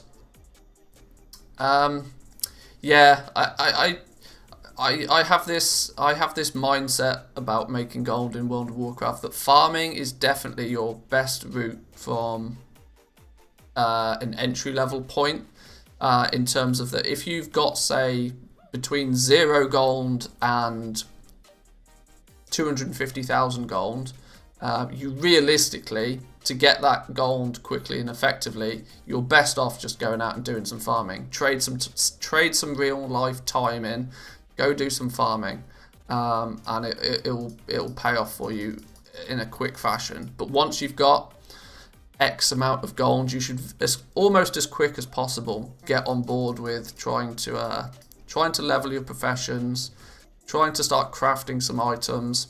Because you can literally spend 20 minutes a day just buying up a few items that you need off the auction house, crafting a few items, listing them on the auction house. Come back the next day, you've got hopefully a mailbox with at least some sales in it. Obviously, more than likely you're going to get a fair amount of expired auctions, but that's entirely fine. When they do eventually sell, that's when you get your gold for them. But literally, instead of like spending 3 hours a day, I mean, if you look at what it resulted in by the end of BFA, or well, currently right now on live, the way that it simply works is that you have to put in something like probably 20 hours of mindlessly farming to be able to grind out enough gold through raw gold farming methods to pay for a token. So that's you're trading 20 hours of your life across a period of a month just to be able to then do the same thing again the month after. It seems bonkers to me. Whereas instead of doing 20 hours a month doing that, you could spend like an hour a week, quite literally an hour a week, crafting some items, listing them on the auction house, and make considerably more gold. Crazy that so many people focus on farming. I just don't understand it, but sure. Why did I make a whole bunch of this porous polishing abrasive and I still can't make any more of these? Oh, I need lace strike bolts as well. Okay, sure, let's roll. Go, go, go. We'll go with 20 more of those. Oh, pissing anvil, sure. Unrelated, but you remind me of the icon. The actor Michael Emerson. You know, a guy on Lost or Person of Interest. Do I really? Okay, sure. I mean, I'll take it. The real gold is in flipping, but you need the capital. Oh, absolutely. Yeah, I mean that's definitely where it is. That is the theory of the rich get richer, because you have to you literally have to throw in like as much. You've got to be willing to risk a lot of your gold on a lot of flips that you may not. You may buy something off the auction house for 100,000 gold and not necessarily see the return on that gold for 6 months, a year. It's crazy. This is a fresh account, just came back, so I'm in the raw gold farming stage. It's been great for mounts and transmog, but I've been working on tailoring so far. That's a sensible plan. Like, just like spend a little bit of time raw gold farming just to get you that basic capital, and then eventually like reinvest that gold into something more potentially with more potential long term. Let's see Wall Street. Yeah, basically, rich get richer. But the in the real world, there's rules and regulations in places, at least in some part, to make sure that the rich don't constantly just get richer. But luckily, in World of Warcraft, there isn't those same rules. Flip island transmog. Now, you're only saying that because you've sold some good island transmog pieces recently. But yes, true. Either way. 9. I still need more of these. God damn, more lace strike bolts, please. Sorry, I'm getting through this slowly but surely. I don't think we've gained a skill point in engineering in about 10 minutes because I keep yabbiting on about other stuff. They sell fast and you don't have to spend so much gold for some good flips. Yeah, there's some good flipping opportunities at all levels of gold. To use the island expeditions, that's a good example. People have spent the entire expansion of BFA just grinding out islands simply because it was one of the best ways to gain Azerite levels for a long period of time. So there's realistically a flood of island transmog gear available right now. But the second we go into Shadowlands, nobody is going to be running islands, which means any item of gear that at least had some sort of fidelity to it in terms of its appearance is definitely going to go up in value. Definitely go up in value. Because it's a simple supply and demand thing. Like, soon as everybody stops farming islands forever and a day, that's why they should make them soloable. Well, true. I'm still missing some mounts there as well. There is a possibility in the next few weeks we might put together some groups and just like zerg through some mythic islands. There's already a few people that I can see in my crosshairs as possible candidates to run some islands with. So, caveat: unless islands become the meta for fast leveling. Well, that is true. That it's already been considered that a geared out level 60 is going to be able to solo islands so quickly that they can take 2 extra characters and level them up super quickly. We're talking like 2-minute runs of islands. So yeah, there's still some potential for the islands to see some use, but less than what I think it's been before. Before pre-patch I invested in like 6 Golden Mane mounts, but it's dropping to 95k on Silver Moon. I'm hoping they still rise up in Shadowlands. Well, Golden Mane has the advantage of that it's actually, I mean, although I don't think it's a unique mount, it's quite a nice looking mount as a general rule, which means that yes, once people stop farming them, the problem is with any of the BFA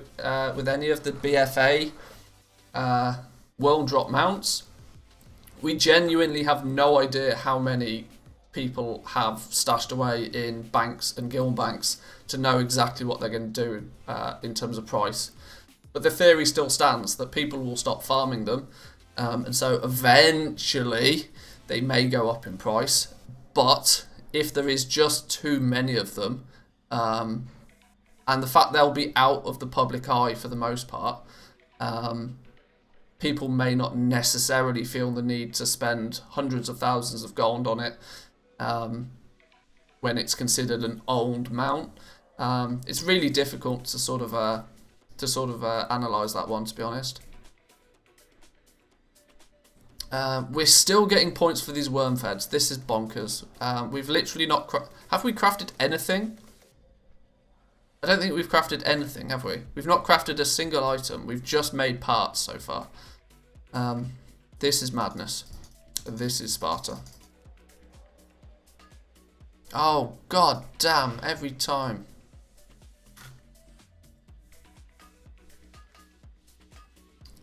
Lots of boxers are still dumping them before their accounts get closed or banned. Well, yeah, that's probably a strong likelihood. I don't feel that the world drop mounts will rise in price too drastically too quickly, but there will come a point where their supply will slow down. There is a strong possibility that people are just dumping them to try and get as much for them as they can, like you said, before the accounts get either closed or banned. If these are people that choose to continue to multi-box in the same fashion as they were before, then that's likely to be a thing.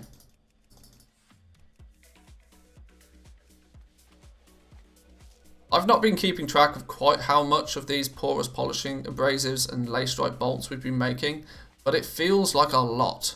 It feels like that's literally all I've been doing, is crafting these to make worm-fed gear assemblies. But the fact that I can guarantee skill points with these, that it's like there's little reason not to do it. I think this went up to 80 last time, which is what is kind of concerning me right now. I've seen pictures of guild tabs full of them, but this is it. This is the problem. I'm very aware that there are people that have been quite public about saying just how many of these world drop mounts that they've got in their guild banks. I mean, to give you an example, let's take a quick look at our fellow gobliner.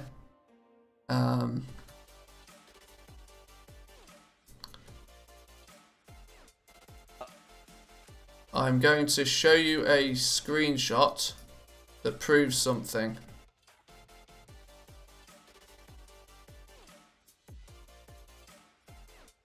This screenshot of a fellow goblin basically proves my point, that we just do not know how many of these are about. We just do not know. Want to buy gold, or who commonly goes as Reckles, has been a very active multi-boxer across 16 accounts for at least a year to my knowledge. And you can see straight away that this is his different guild banks across different servers. He has a lot of these. Depends if Blizzard follow through on their ill-gotten gains comment and whether they backdate it too. If they backdate it, that's really bad news. And I think there'll be a huge backlash if they backdate it, because realistically, he's farmed all of these. Entirely legitimately. Now they've changed the rules. Then, you know, I don't think they'll retroactively take any of these ill-gotten gains away. What I want to just really highlight here is that I'm not throwing shade on Want to Buy Gold in any way, shape or form. I'm just using this as an example of to prove to people that there are characters out there that have lots of these mounts. A lot of them. What are the crystals? The crystals are abyssal fragments. You combine 20 of them and then you get a mount, basically. TLDR. I have a screenshot like that too. Easy Photoshop. This dude isn't photoshopping. This isn't photoshopped. I guarantee this is not photoshopped. because I've seen variations of this screenshot. He also has other guild bank tabs that are somewhat stocked of things like Vial of the Sands. There's a whole bunch of things. This is just the world drop stuff. But yeah. Exactly, they were totally within the terms of service at the time that they were farmed. If people now continue to multi-box in the same fashion, then yes, I see it somewhat fair for Blizzard to remove the ill-gotten gains, as they call them. Someone in the TSM Discord posted full 7 tabs of just BOE mounts. Yeah, that doesn't surprise me. By the way, did you get a mail from Blizzard too about multi-boxing? I didn't get a mail from... No, I didn't, no. June scavengers have gone up loads though. Sold one for 64k on Kazakh just now. They were like 6k at one point. Oh, Jesus.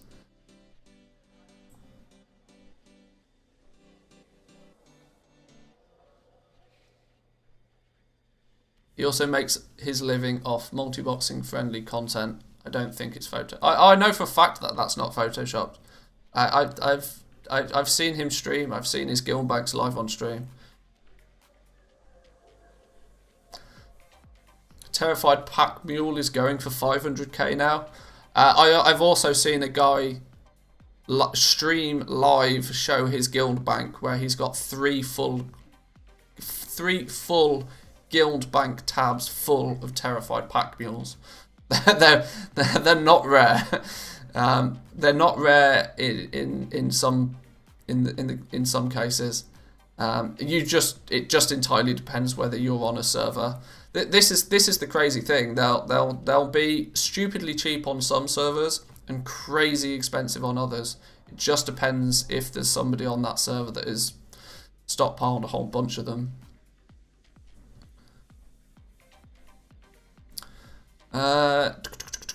What are we going to be crafting now? More worm feds. Holy shit.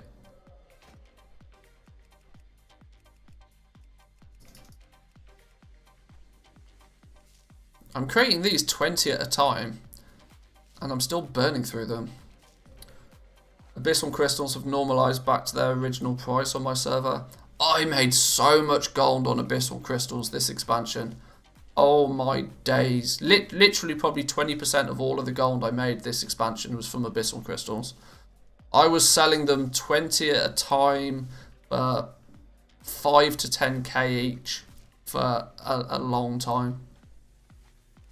But anytime I did any farming at all with my multi-boxes, I was rarely focusing on the spots that dropped the mount, because they were always super highly contested. So I focused on other less valuable spots, but spots that did have the chance to drop abyssal crystals. And yeah, made bank off those. They're 1.4k now. Okay, yeah, I was consistently selling them for like between 3 to 5k. I think was probably my average price I sold them for, and I've sold hundreds of them.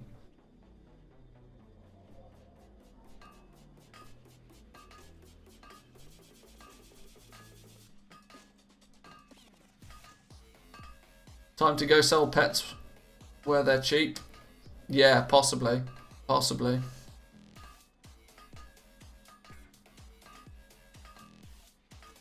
How many worm-fed gear assemblies do I actually have in my bags now? Where are they? Here, 51 of them. We're probably gonna ding 100 with these still left over, but considering it's material that you're just gonna use anyway. Let's create, I guess, 10 more of them. Is that going to be a thing? Are we going to get to 80 off just these?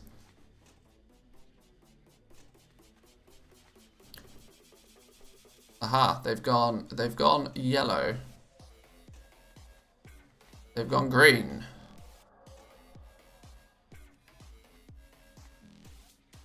Still green. I need one more. God damn.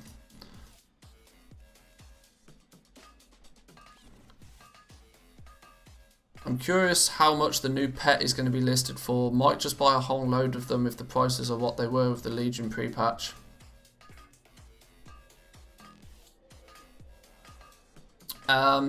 Yeah, I'm very closely going to have my eye on the price of those pets, as I see a good potential in those pets for sure.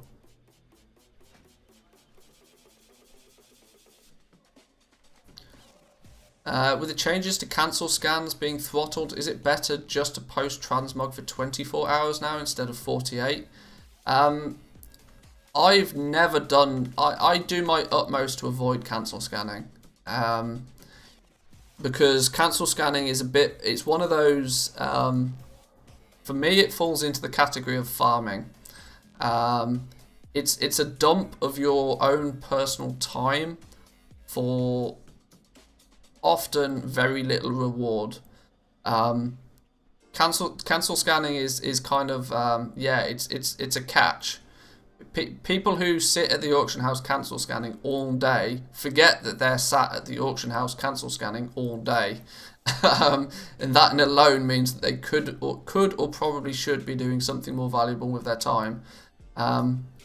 Basically meaning that I know full well that I'm likely to play.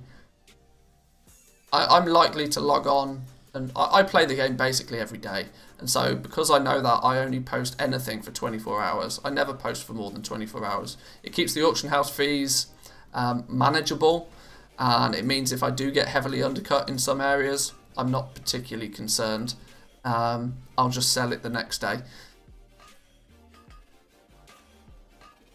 I mean, yes, there is the argument that if you do sit there and cancel scan all day, you are likely to make more gold short term. But yeah, it's... Cancel scanning's never really been my thing. Nor have I ever really suggested people heavily cancel scan. I feel it's a bit of a trap.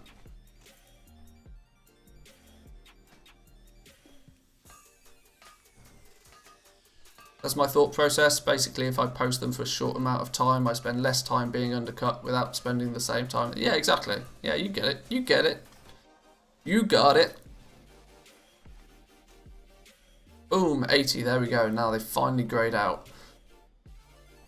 So, what do we actually now... Oh, okay. The leveling of this is exactly the same.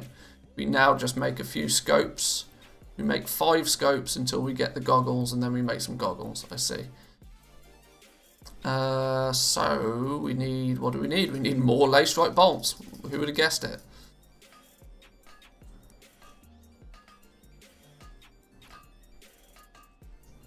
Also, you can snipe things whilst waiting to be undercut. Big brain move, yeah.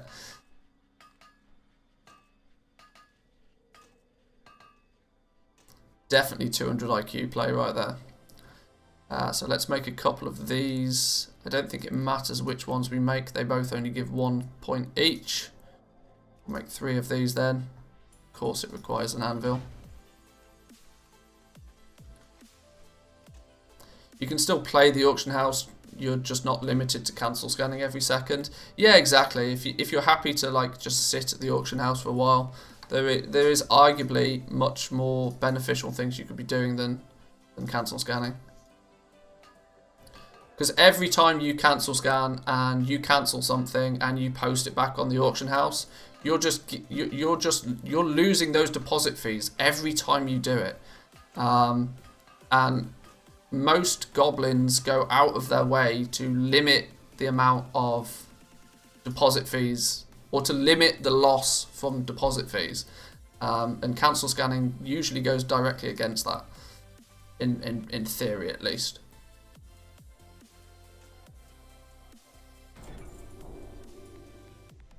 I knew this would happen. I'd hit a point where I've literally ran out of gold on this character because I bought way too many machinist soil and luminous fluxes. What a derp. What a derp moment that was.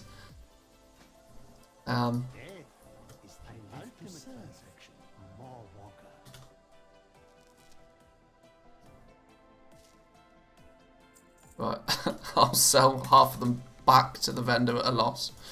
Just so I've got gold to buy the last few. There we go. You can set a maximum post number in TSM to a percentage of the daily average sale somehow. Can you set a maximum post number?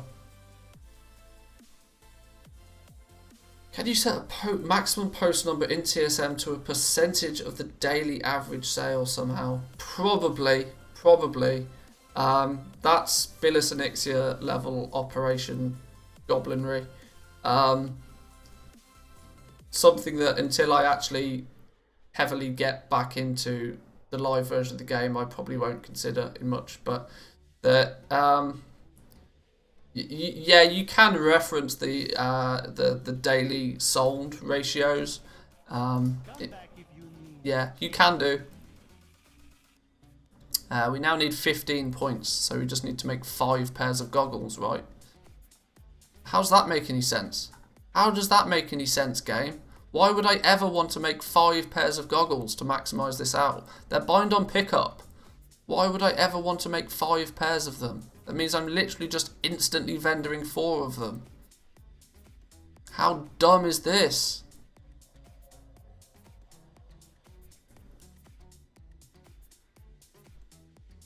That is absolutely mental level dumb.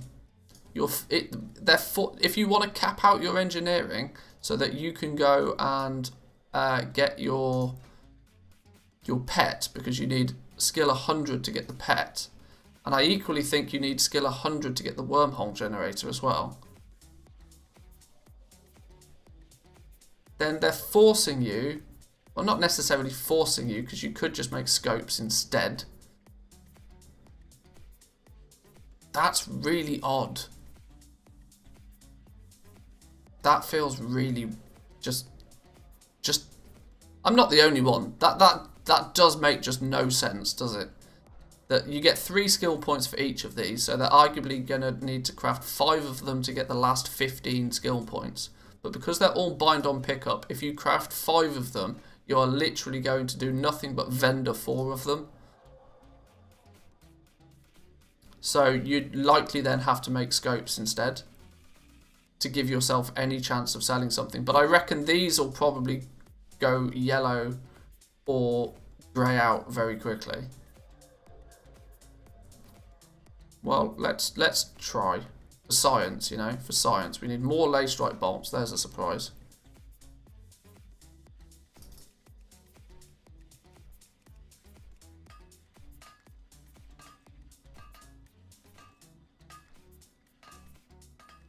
It really does accept the DB region sale rate. I must have made a typo before. Oh, there we go. There's your answer.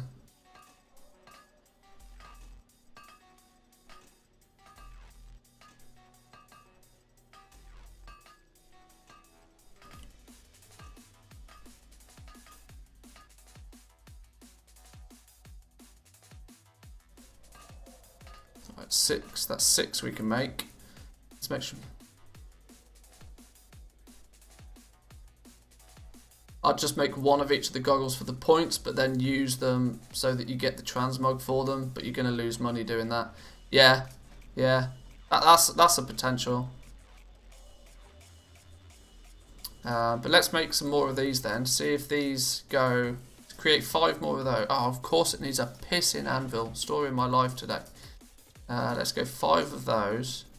See if these go yellow, or we'll see what these do. Can we potentially even make these all the way up to 100? That might be a thing. See, they go yellow at 90. So you probably want to make 1 more of those. Then you've got 9 points left. So now you only have to make 3 pairs of goggles instead of 5. You only have to vendor 2 pairs of goggles. It just seems silly. This is why I don't think that much development time goes into professions, because stuff like this shouldn't happen. It just seems wrong. But so in theory, we would just bang out yet more. We'd get these to at least go green then. Is that what we're saying? Let's craft some more of these up quickly then.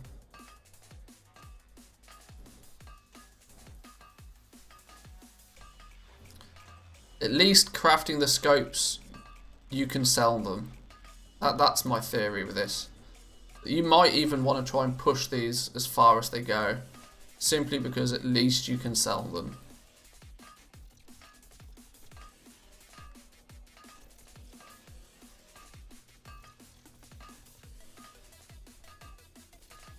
Come on, laser strike bolts, hurry up.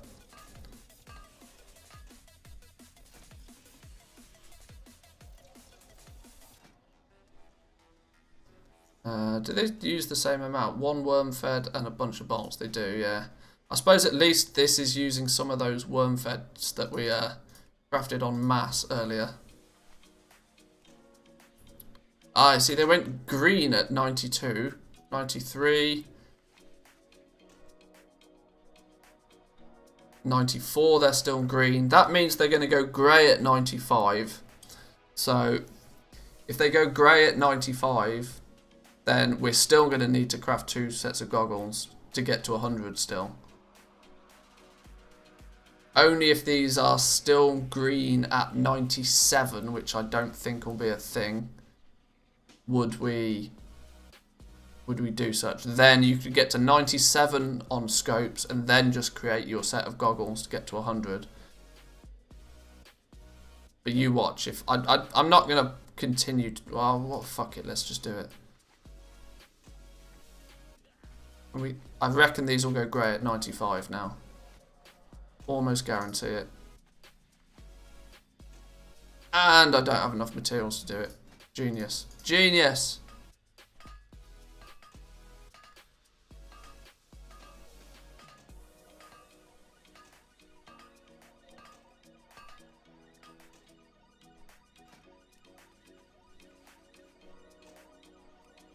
You watch, I'll have to make like 10 of them now just to get this last skill point.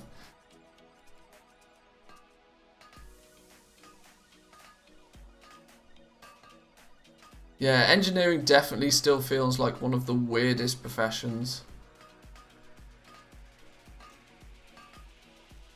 I mean, it's not broken like enchanting is, for example, but it definitely does. It's definitely not logical.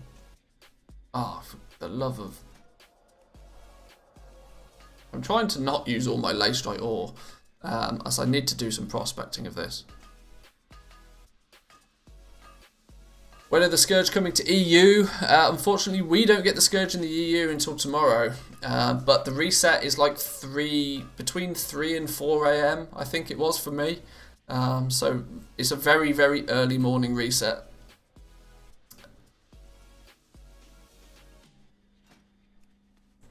But yes, at least in the NA, the Scourge is literally only a few hours away.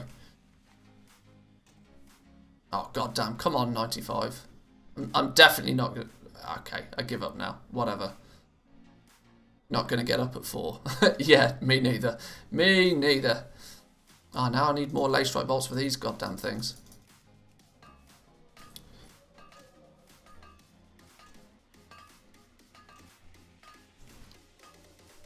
Come on, we need... There we go, there's 2. That's enough. Let's just make one of these. Periscopes, there we go. And why not one of those and all? They're claiming a 2-hour downtime. Let's see if that happens. Oh my days. Oh my days. Did you see what just happened? The goggles went green.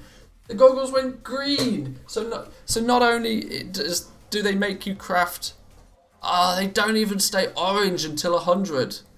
Oh, come on, Blizzard. Why do you not check these things? So the only way I can get my engineering up to maximum skill is by repeatedly crafting bind-on pickup goggles. How dumb is that? That's so dumb. And I'm gonna have to make I'm gonna have to make 5 to 10 of these. Unbelievable. Unbelievable. That makes absolutely no sense. Am I running a guild? Whoa, knocked my coffee over. Am I running a guild looking for mature people to join in? I'm not running a guild and I don't plan to run a guild. I've got way too much on my hands to be running a guild.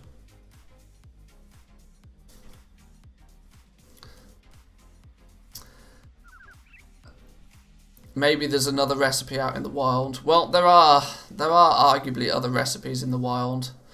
In fact, no, there isn't. There genuinely isn't, because look, Crafter's Mark 2 is already grey, Wormhole Generator is already grey, and you have to be exalted with the Ascended to even pick this up.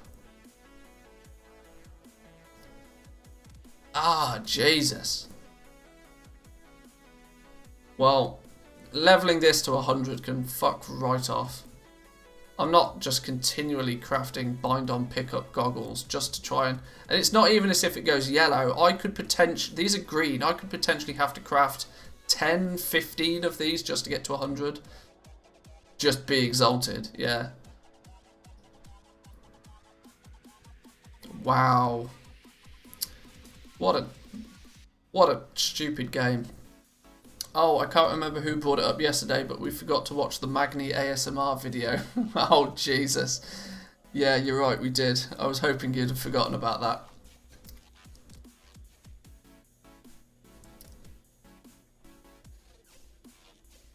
Well, since it's beta, and for science, I'll do it. But this is just dumb. It's all level of dumb. Let's drop down an anvil. We're going to need a lot of these.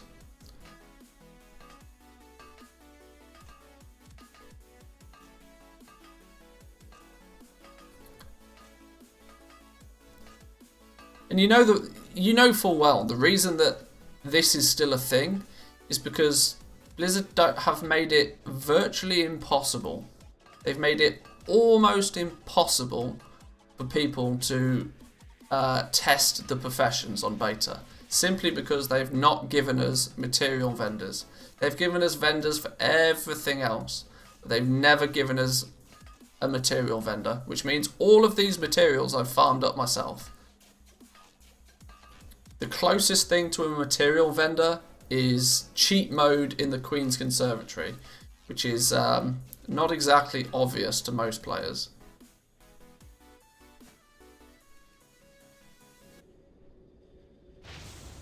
$98, $99, still $99,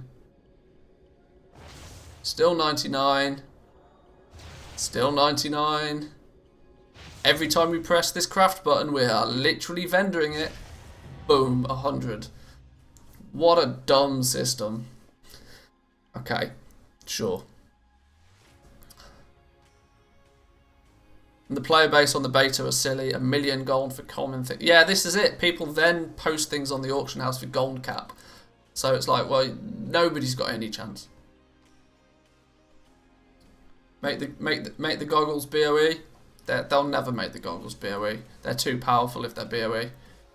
Because then people would then they'd equip them. Then they'd equip them before leveling, and you gain 20 experience by leveling, so it throws everything off. 99 problems and leveling engineering is 1. Yeah, that pretty much sums up the beta right now. We are 2 weeks away from the launch of the game, and things are still broken. But sure. Once again, I'm overreacting. That's not broken. It just doesn't make any sense. It makes no sense to force somebody into crafting large quantities of soulbind items just to get their skill up to 100. It's basically just very, very poorly designed. It's not broken, it's just poorly designed. It's the old, I'm not angry at you, I'm just disappointed.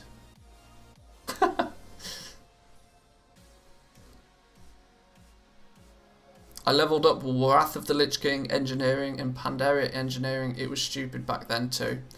Yeah, it's always been stupid. It's always been stupid.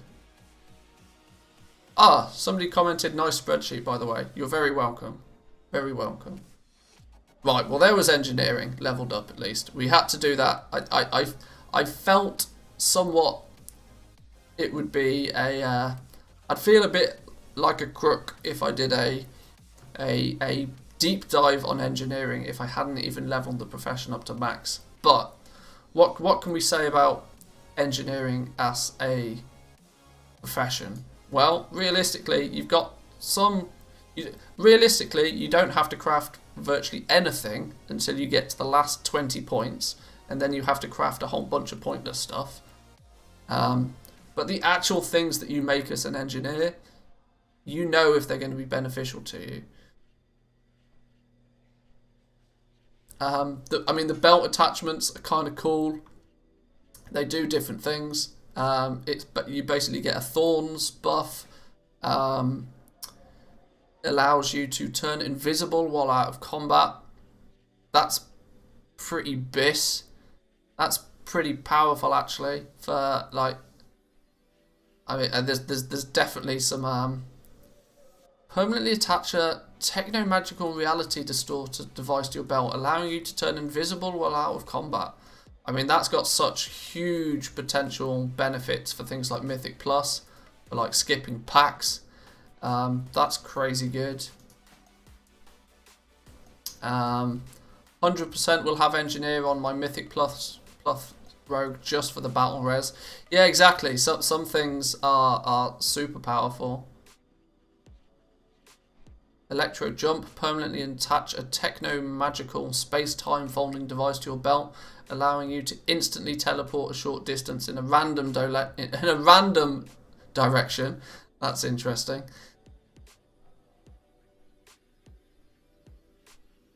Obviously, crafters marks are the same business as what we've seen before. Literally, the only difference in crafting costs between the novice and the base one is 2 additional machinist's oils. That's just 10 gold more to make a crafter's mark 1. You got your bombs as normal. Bombs are pretty self-explanatory, very heavily a PvP thing. Very unlikely to craft these for use out in the real world. You'll use these just to gain a competitive edge in PvP. Couple of devices. Stabilizes gravity around a target location, hindering nearby enemies' movement for 10 seconds, launching them in random directions or throwing them up in the air, unless it backfires, of course. Momentum Redistributor Boots. Redistributes a significant portion of damage you would take from your next fall to nearby enemies. Lasts 10 seconds. This is a weird one that it says it directs the fall damage to nearby enemies. So maybe that's like if you jump off a cliff and try and land on a mob, instead of taking a lot of fall damage, you'll basically like stomp on that mob instead. I guess that's the theory behind those. You do a super heroic landing. So yeah, it's like heroic leap, I suppose, for a warrior. Disposable Spectrophasic Reanimator. Reanimates the anima strings on a target that recently died, restoring them to life with 60% health and 20% mana. Castable in combat. Battle res, boys and girls. Battle res. Super powerful. This one item alone, it only requires you to have engineering skill 50 though, which we got to skill 50 just by crafting some parts. So this is going to be super easy to get access to. This alone is reason enough to take engineering for a lot of people. If you run in a Mythic Plus group that doesn't have a battle res, having a engineer of skill 50 or above is going to be super valuable.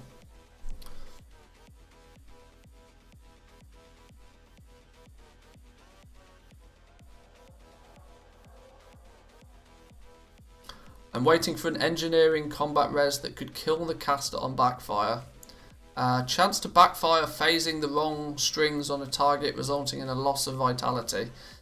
That sounds like it can. That definitely sounds like there's a small possibility it will kill you instead of rezzing the other person.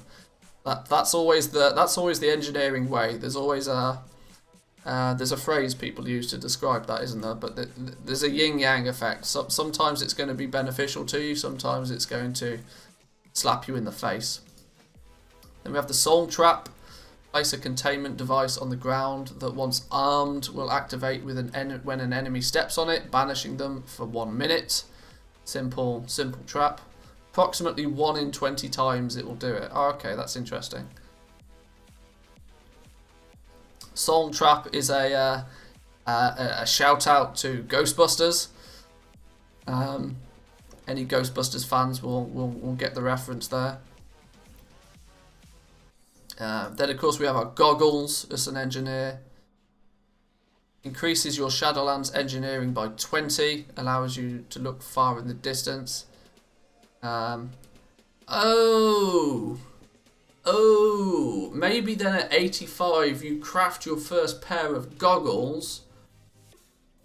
Oh, it's stupid, but it almost makes sense. It's stupid, but it almost makes sense, because when you get to 80, 85 or whenever it is you start to craft your goggles, as soon as you can craft your goggles, you should craft your goggles. That will mean that you'll be like, you get 20 plus engineering points, so you won't necessarily need to level to skill 100, because you can put your goggles on. If we equip a pair of goggles, you can see we'd be 80 or 80, 85 plus 20, which would get you to the 100 that you then need to learn the pattern to gain your pet. So arguably you don't actually then need to level up those last few points. Wow. Still feels dumb. Still feels dumb. You'll be wearing the goggles for a while. You could get exalted in the meantime. Yeah. I guess the very first time you craft your pair of goggles, you're meant to put them on, so that you then have this artificial boost to your skill points. Still feels a bit weird though. Still feels a bit weird.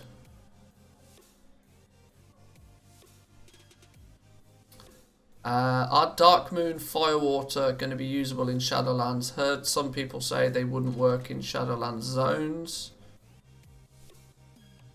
Yeah, it doesn't work past 51 is what I've heard, yeah. But it doesn't really matter, since there's a Shadowlands enchant that will probably end up being sold for about 20 gold, because you craft a whole bunch of them while leveling. There's a gathering enchant that you put on your gloves that's basically going to be free, that basically is going to do the same.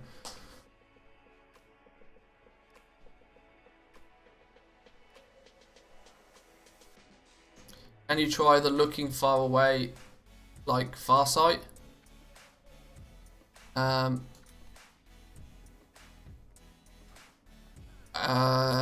Yeah.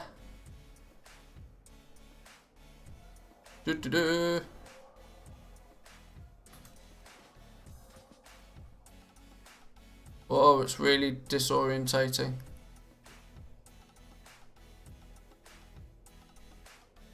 I mean, I'm sure there's some advantage to using this.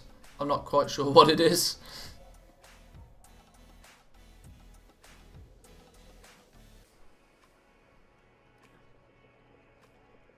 Let's line up a long corridor. Is there a cooldown on using that?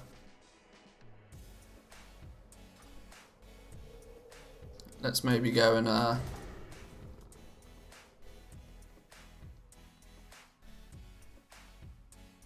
so let's see how far it goes.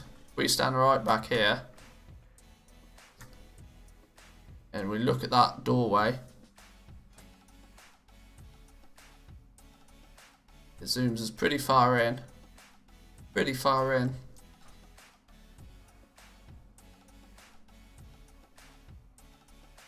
Maybe for RP purposes, possibly. Might be good in a battleground to see where other players are. Yeah, you could potentially spot. The question is does it take view distance into consideration? What if we crank? I mean, I've got my settings cranked to max. What if we crank our settings right down? If you play on a potato, for example. Oh, I might have just crashed my game. No, there we go. Oh, well, the problem is I can still see that dude over there anyway, even with settings on 0. Is there a specific view distance tab? Oh, view distance is on 1.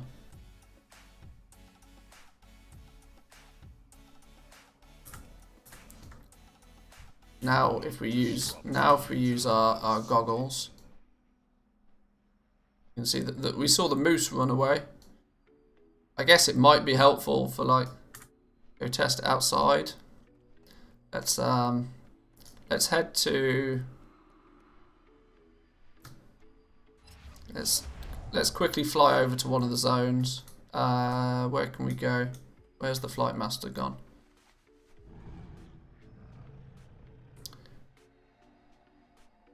It extends render distance. That's kind of what I'm saying. If you play on a potato and your draw distance is 1, will it zoom in nicely? If we go down this end of Bastion, in fact we'll go to Hero's Rest for example. We'll stand up on the platform on Hero's Rest. Was used extensively in Classic for Black Lotus spawn scouting. Oh, I see. That's quite clever. That's a smart way of doing it, yeah.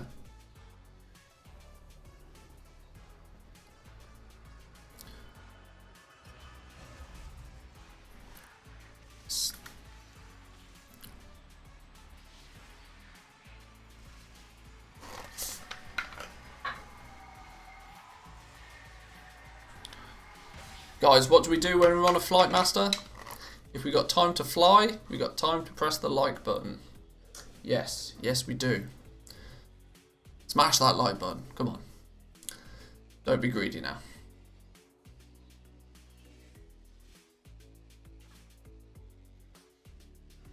So you can see now our draw distance is just absolutely garbo, because we've got it on 1.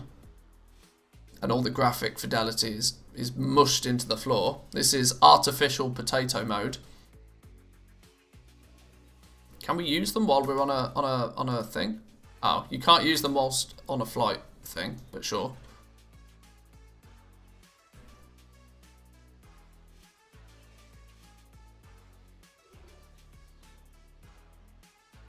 So hopefully we'll be able to stand on the edge of the platform and use our goggles to zoom in on somebody from afar.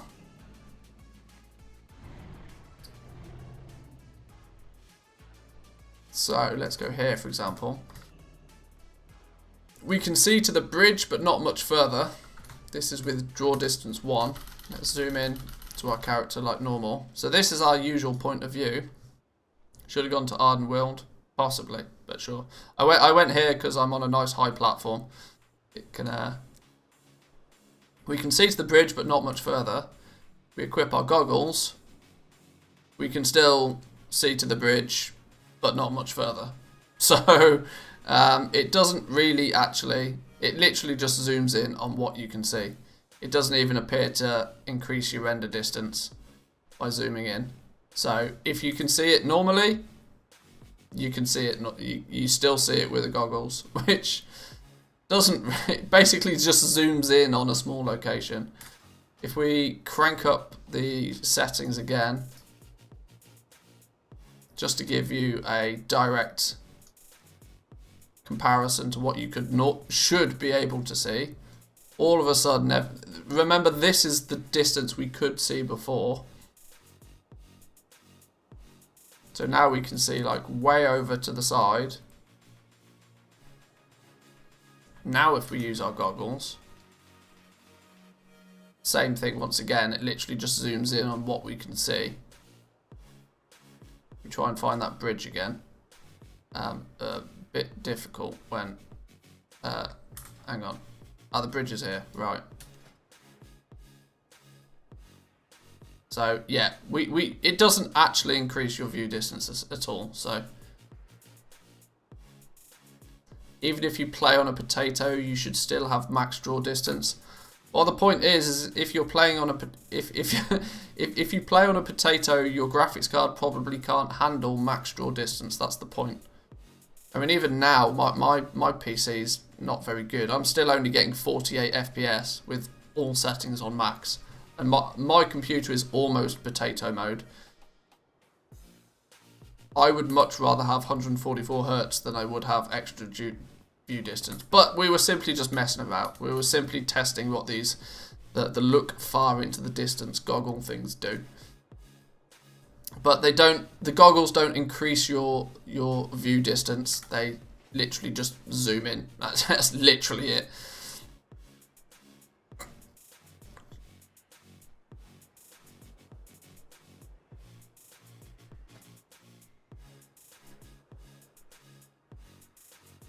I mean, you might possibly be able to pick out a herb that you couldn't before. This bush, for example. We can see this bush, if that was a herb. Can we see the bush when we zoom out? Yeah, we can still very clearly see the bush when we zoom out. They're not going to make any dramatic difference. All right, that was just some cheeky little testing.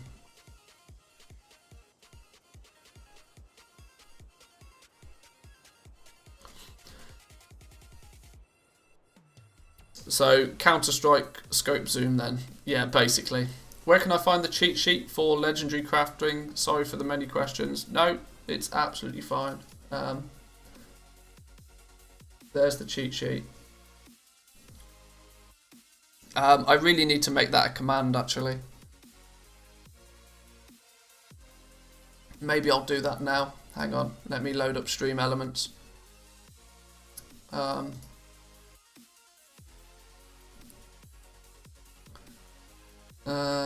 Brain think, where is it? Chat commands. Custom command. Let's go add new custom command. The command will be cheat.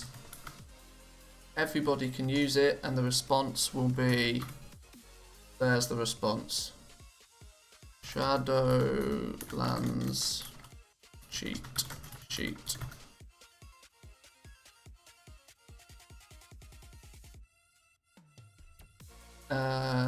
Sure, I think that works.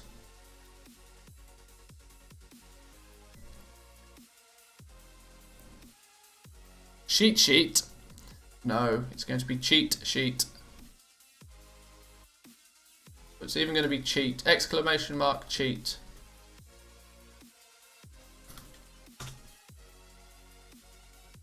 If stream elements does its thing now, which I bet it probably won't.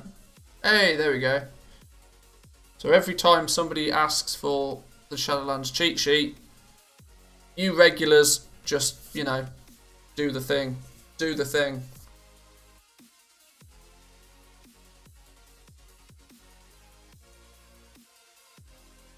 Look at me getting all fancy with my live stream commands and all that goodness. Oh, although I do feel maybe I should limit it to maybe ooh.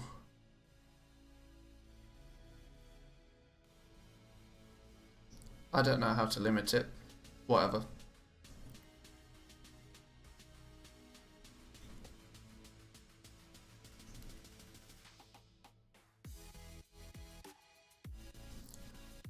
If people abuse it, I'll just ban them. Easy days. Right. Okay, so next on our list, the next thing that we definitely wanted to finalise and finish off was alchemy. So we've now got engineering leveled up, so I can. What else is on my list? Who's my alchemist nowadays? This dude. Okay. Let's hearth him back to Orobos, so he's where we need him to be. We're going to take a little bit of time to look at alchemy then. We're going to level up alchemy again. I hope I have enough herbs to level up alchemy. I think I do. I'm not entirely positive, but we'll see.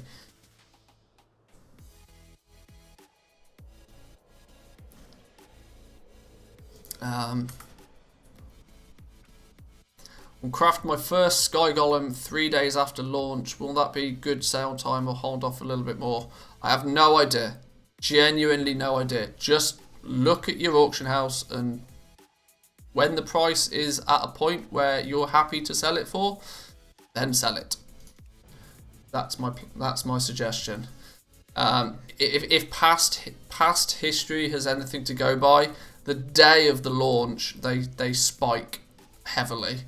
But depends how many people on your server are as prepared as you are. to what the case may be. Oh, this is why we had no herbs, isn't it? Because I milled all of my herbs to make Dark Moon cards a while ago. I remember now. They still haven't changed the 7 and the 8 of Veracity. They still haven't changed that. Or maybe if we were to craft new ones, maybe they'd change. Maybe they don't retroactively change. But I've reported this as a bug already, months ago.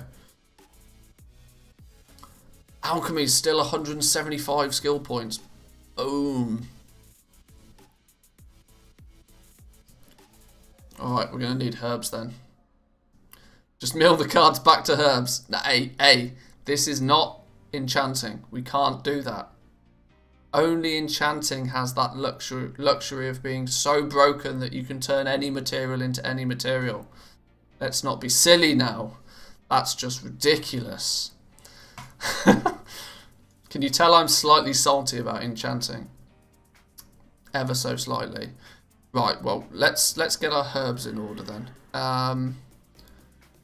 Considering this dude doesn't really seem to have any herbs, we probably need to go grab some.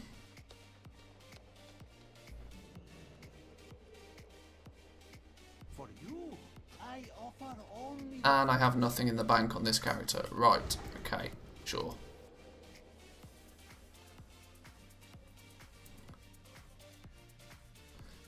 So let's put all of our inks and stuff away for now. We don't need any of the inscription stuff for the moment. We just need herbs and lots of them. And we're starting with basically none. So I really do hope I've actually got enough to level with. Let's see. This dude's got all my herbs. For alchemy, is it enough to have a level 50 character for basic stuff? Pretty much. I genuinely don't think there's much of any reason to level up your alchemy. Which is why, for me, it won't be on a main character.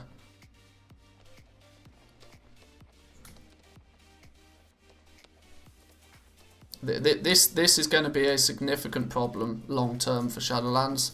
There's virtually no necessity for a lot of the professions to have them on a level 60 character, which just seems odd, you know. Oh, we've not got many Nightshade. We've not got many Nightshade. That could become a problem. And we've not even got a stack. We've almost got a stack of all the herbs. We might have a stack by the time we... Okay.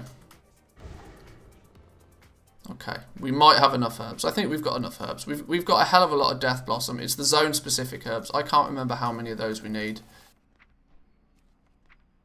No. Wrong character. 1, 2, 3, 4, 5, 6, 7, 8, 9, 10, 11, 12. Perfect.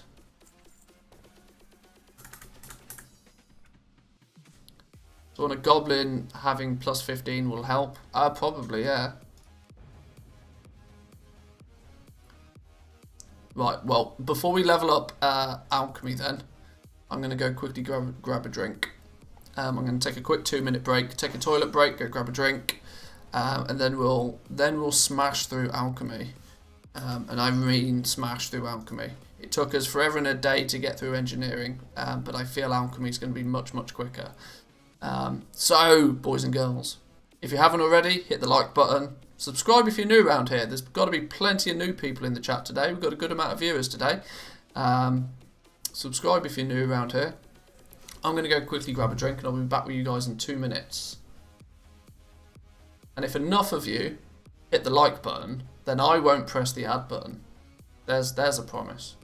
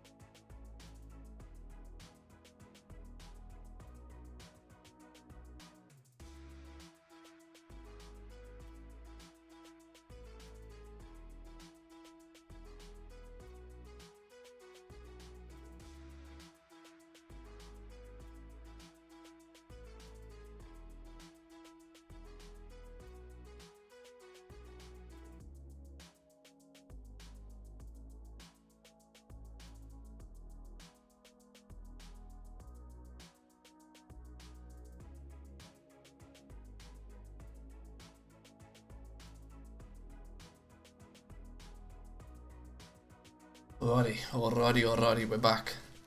69 viewers, nice. Giggity.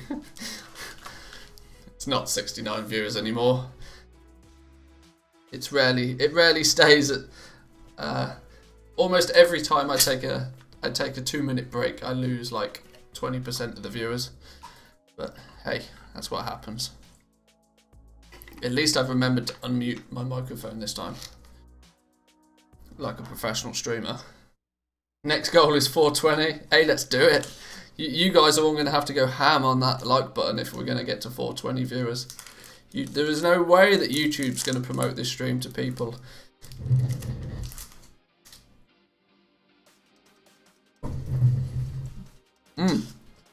Candy.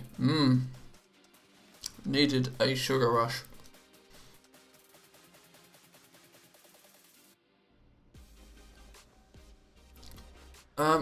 Did we not collect the mail?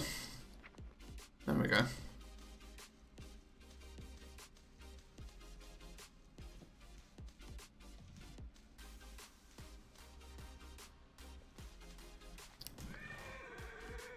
I think that should be plenty of Death Blossom, don't you? That should be loads. Where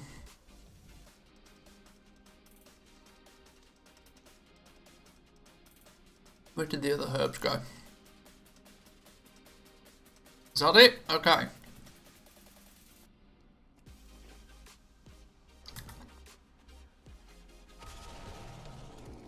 Well, here's to hoping then that this is enough herbs to level up alchemy. I'm quite sure it is. I just can't remember. It's been a while since I've leveled up alchemy.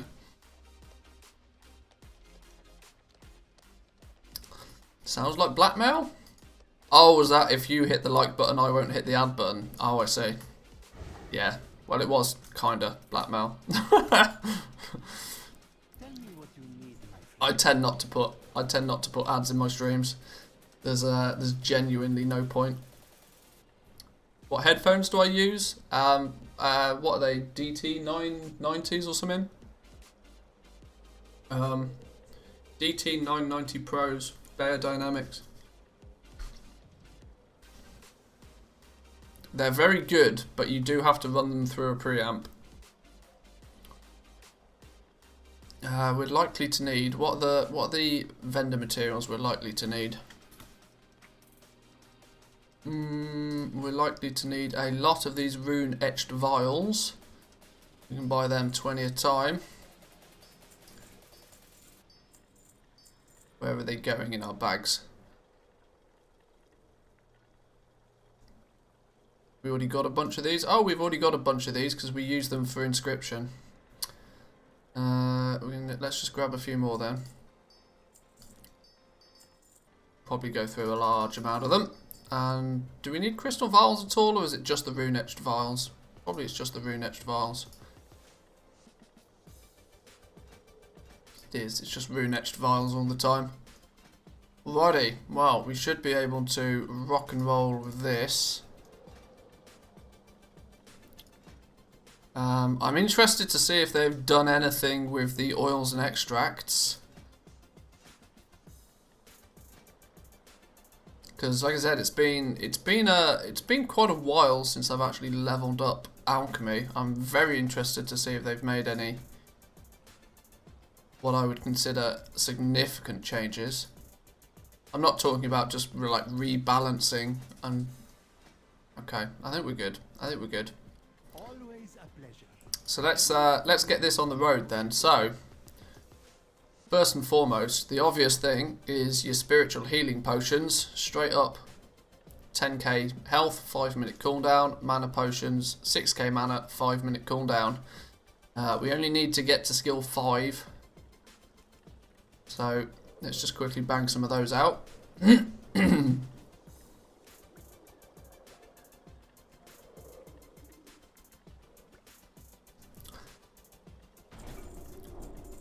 Spiritual Rejuvenation Potion requires some of both. So I guess it makes sense to try and make an equal amount of both. So let's make at least 4 of these. There's a good chance these will go yellow very quickly. like that. Embalmer's oils. These are something new for Shadowlands. You guys, oh, well, I say they're new for Shadowlands. We've had oils, weapon oils in the past, just not in the last couple of expansions. So apply to a weapon for an hour, giving a high chance to heal yourself for 330 when you deal damage. If you're already at full health, it gives you an absorb shield as well. So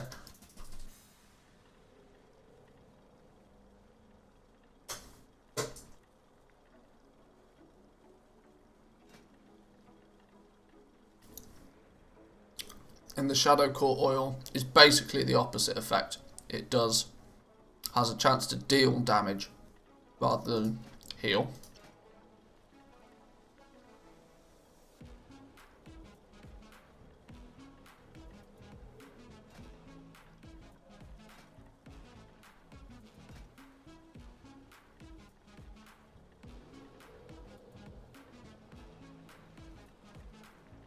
Sorry, I'm munching on candy.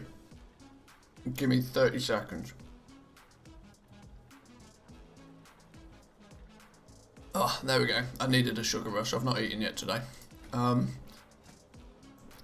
what's interesting is actually material-wise, they appear to have balanced out all of these. They just use the 2 Death Blossom for, like, basically anything. Now, these are going to potentially sell, or you're potentially going to use them yourselves. Or we get to combine the potions we've just made into more.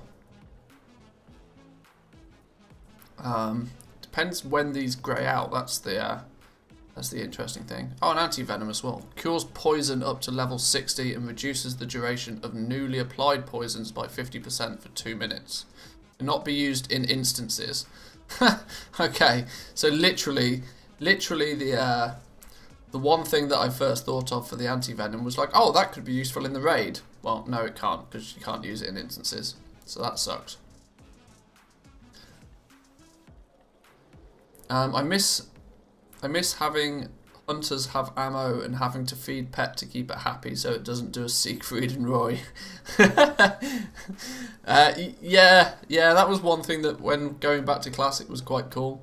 To like have, like, you felt like you were creating a bond with your pet by feeding it, otherwise it would just disappear on you.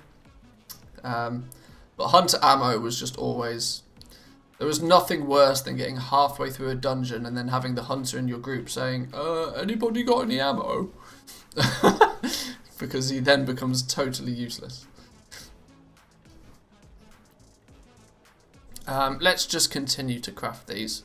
They don't, although we are looking to do this cheaply, so rejuve potions, sure, let's go.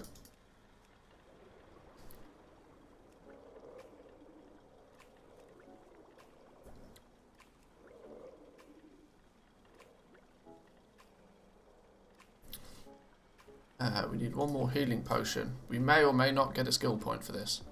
Oh, we do get a skill point for it. Now we get to grind up some Death Blossom, which is actually looking like a favourable thing to do. You take 2 pieces of Death Blossom and you grind it to make this ground Death Blossom. Now, Blizzard, we are going to talk. If you don't do more stuff with this ground Death Blossom, I'm going to be very, very sad. This ground Death Blossom, and you'll see that there's ground Marrowroot, ground Rising Glory, there's ground Nightshade, there's a whole bunch of it. It just feels like filler content to alchemy. Why have 175 points in alchemy? This is one of the reasons why I've been holding off doing the alchemy deep dive, because I was severely expecting Blizzard to remove this from the game, because right now it's virtually pointless. The only thing you use these ground up version of the herbs for is your daily cooldown for a Shadestone. You'll see it on the list somewhere here. Shadestone, here we go. So you have to grind up some of the herbs, zone-specific herbs. Interestingly, only the 4 zone-specific herbs and then the Death Blossom, which is like the basic default herb of Shadowlands. You no longer actually have to grind up Nightshade, which is good, which keeps the cost of this down. This is your daily cooldown for your transmute. The problem is this Shadestone is then not really used in enough stuff. The Shadestone is then only used to make your Eternal Cauldrons, where you need 2 of them. Plus, to even make this in the first place, you have to be revered with the Wild Hunt, so it is locked behind a rep grind. But as you guys know, anybody that raids is going to be very interested in making cauldrons. But the fact that these cauldrons are bind to Blizzard account, which means you can then have alchemy on your alt, churning these out, and then when you make them, you just send them to your main character. But then you can't sell them. So this really is only a personal adventure. Either you're the person in your raid that's told to bring the cauldrons and told to get this sorted. Yeah, that's basically it. Which means there's a very limited market for the Shadestones. There is only one other thing the Shadestone is used in, and that's your trinket. But arguably, you're only going to make the trinket once for yourself because it's bind on pickup. So once you've got your trinket, that's it. Like you'll either have reason to make the Shadestone because you can use it in the cauldrons and you can use it. You need to bring it to the raid, or you sell them on the auction house. You sell the Shadestone itself on the auction house to other people that need to make cauldrons. It's really it just feels weird. It doesn't feel like there's half of the entire profession is built around these grinding up of herbs to make these ground death blossoms. Then literally nothing goes and uses them. It seems like they had a really good plan in place, but then just didn't follow through with it at all, which is very, very strange to me. I'm really not sure why that's the case, but it is what it is, to quote a relatively popular World of Warcraft streamer. But let's keep going. I'm sure I'll continue that rant in a few minutes. So now we get Ground Rising Glory. You'll quickly see that these become the things that you somewhat have to do. Maybe 9.2 or something? I hope so. I hope they've got plans down the lines to use these in some fashion. Because otherwise the half of the profession just feels really odd. That it feels like they needed to have alchemy do something that wasn't just make potions and flasks. But realistically, that's what alchemy's good at. Let them make potions and flasks. Give them a transmute to Nightshade, for the love of God. Everybody wants that. I don't know why they haven't added it. It just feels slightly weird. The Anchorweed transmute, for example, has been a great reason for many people to use alchemy. Has it crushed the potion and flask market? Yeah, probably. But that's a market that always gets crushed. It's a seasonal market. It's only super beneficial when there's a new raid out. When that raid has been cleared by most guilds on your server, then flasks and potions get really, really cheap again. That's just the ebb and flow of alchemy. These ground material business seems odd. Seems very, very odd. Now we've already got to a point where the only guaranteed skill points is by grinding some of these up. So let's I guess we'll do this 5 times just to get to, oh no, we need to get to 30, so we might need to do it 10 times. We'll see. Death Blossom is going to be significantly cheaper though than any of the zone specific herbs. So when given the option to get skill points using Death Blossom, we will take it. Now that it's this is really weird. We're only 25 skill points into the profession, and yet there's not anything that's going to guarantee us skill points.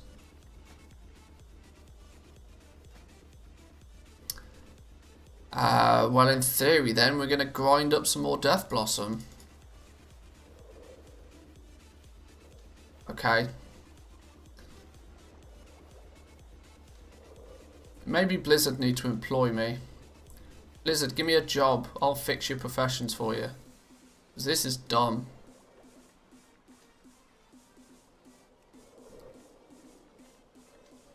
Okay, so we get our first potion at 30. Now this is going to guarantee us skill points. Okay, we're very quickly going to switch onto this one then. Because now we can actually... Invis potions. Here we go. Mythic pluses. People doing Mythic Plus are going to love these. Requires level 51. Invisibility potion for 18 seconds. 5-minute cooldown. Nice. We'll take it. We'll make 5 of those. 15 Rising Glory. 10 Death Blossom. Bunch of vials. Nice one.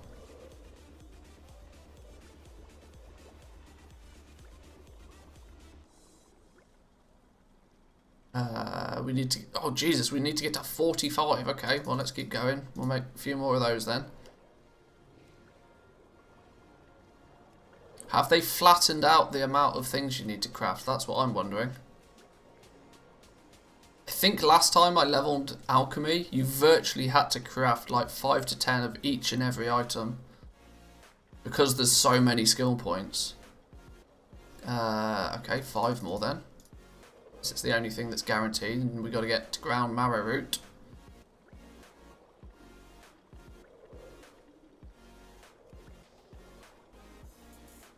One thing to note is any of these potions that we have to make large amounts of them to level the profession with, expect these to actually end up selling for less than the material cost on the auction house, because alchemists will just see them as like spare things that they, you know, they're 3 gold sell price. Oh, they vendor for 25 silver each. Oh, their auction house listing cost is going to be ridiculous as well. Okay, so now we can either grind up some marrow root, which we may eventually want to do, but realistically, because it's only used in our daily cooldown, we don't want to be too adventurous with this. And the fact that we know that it's not used in anything but our daily cooldown. Eventually we will want to do some of this, obviously, but it's still not super beneficial. Widow Bloom is going to be the rarest of the herbs though. One thing I will say is a lot of people have actively spoke out about the fact that there is just not as many Widow Bloom nodes as there are of the other zone specific herbs. Plus Widow Bloom is in Revendreth. And as we know, Revendreth is the 4th zone you have to level through. Meaning that in the first couple of days, the likelihood is that Widow Bloom will be very scarce. So it might, at this point, be just better for you to grind up this marrow root. But, I was going to say that increases stealth detection potions. I don't even think people in PvP are going to use those, are they really? Would they use their 5-minute cooldown for a stealth detection potion? Maybe if they're going up in arena against a rogue or something, but that's very, very niche. I don't think these are going to sell for a lot. I might be proven wrong. I think we're going to have to make some of these, you know. Hey, new subs. Thank you, thank you. Welcome, welcome. Hope you're enjoying. Let's get this to 50 at least. Then we get another new potion. 2 new potions. Potion of Unhindered Passing and Potion of Soul Purity. Unhindered Passing makes you immune to stun and movement impairing effects for 5 seconds. And Soul Purity removes curse, disease, or poison from you. Oh. Yeah, you don't use the pots in arena even in the first place. Yeah, that makes that a dead potion. That's basically a dead potion straight away then. That shows how much I PvP. My knowledge... I certainly don't PvP enough to have the desire to make pots to use them in PvP. These go up in. You got 1, 2, 3, 4. This is one of each of the zone specific herbs, or then just 3 Vigil's Torch and some Death Blossom. This one's arguably cheaper, and it has what I feel. The fact that it removes curse, disease, or poison, I think has more potential sell value. Do we have a lot of Vigil's Torch? We do. Well, maybe. I mean, they're all going to give you a guaranteed skill point. Arguably, for 3 skill points, we should actually be doing this because it's only 2 herbs. It's really cheap. I hate to say it, but that is actually the best option. At least for the first 5 points. It may go yellow or even green pretty quick.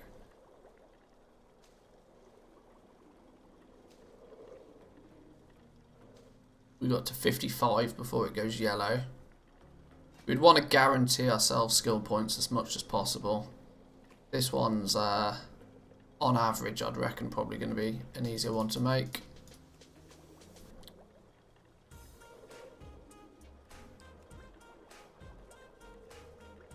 There's lots of options though. I like when you level up a profession, I like the fact that they give you options on what to craft.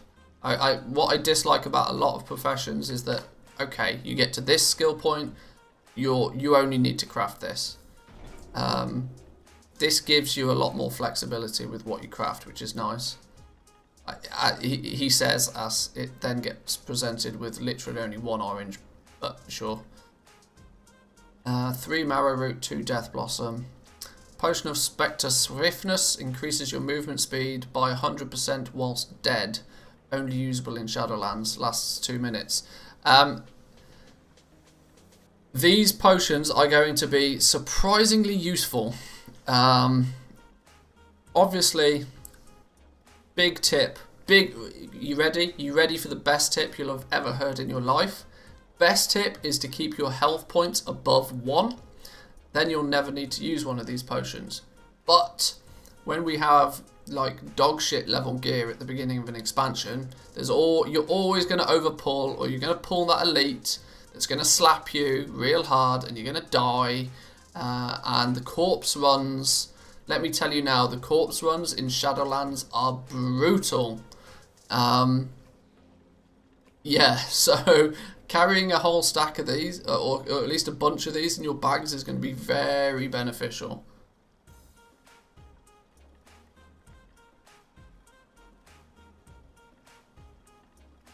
How do you define least expensive, considering in alchemy you'll gain money back from selling the pots? So some pots might be more expensive but sell much better on the auction house, making them less expensive.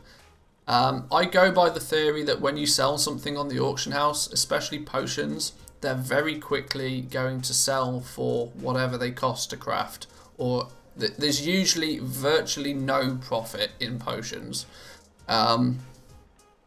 Especially the fact that early days, people craft up, any of these potions that people make whilst leveling a profession, they tend to end up being sold on the auction house for less than what it costs to craft them, because people got the skill points that they wanted by crafting them, and then they're just trying to recoup as much gold as possible.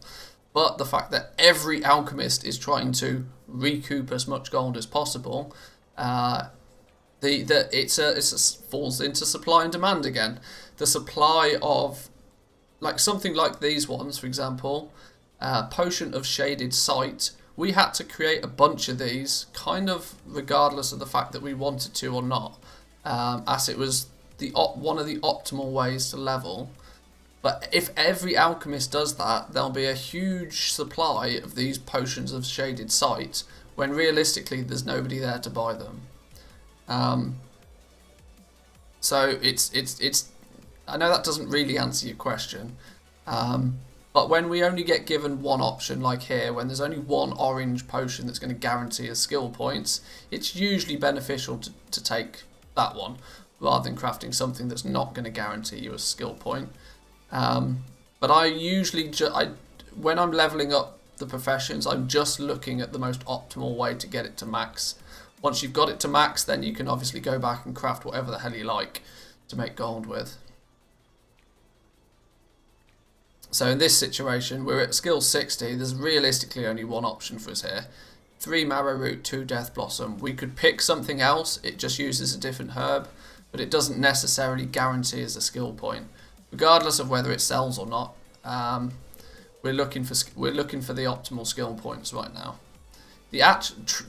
Truthfully told, the fact that this uses 5 herbs and the ground Marrow Root only uses 2 herbs, we should really be making this. But we've already got a reasonable amount of ground Marrow Root, at least enough for a few daily cooldowns. So I'm not too concerned with this. I'd rather have something that I know I can at least sell.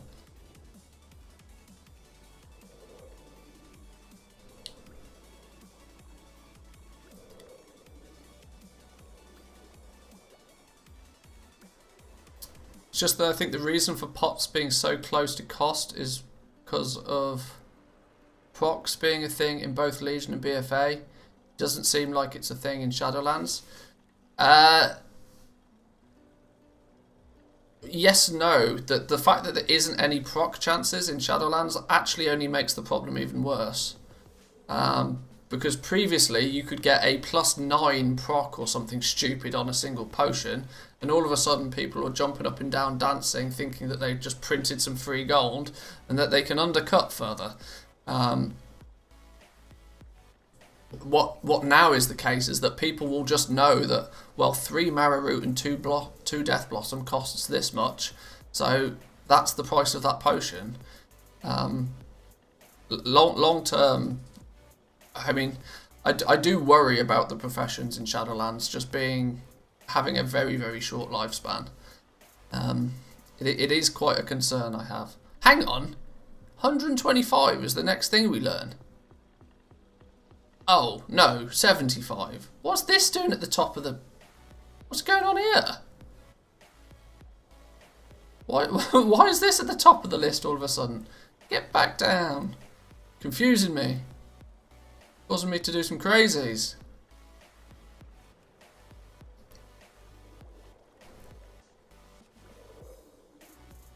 Luckily, these swift death swiftness potion things will actually sell quite well. So crafting a whole bunch of these I'm not too concerned about.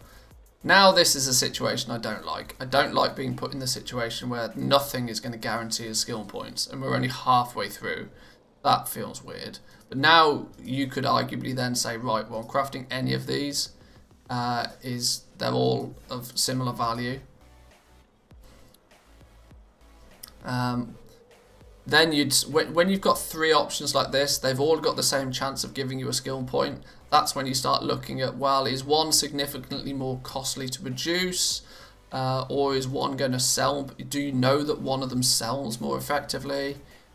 In this scenario, I'm more leaning towards the Soul Purity or the Swiftness because they use Death Blossom, which I know will be much cheaper, and I know these.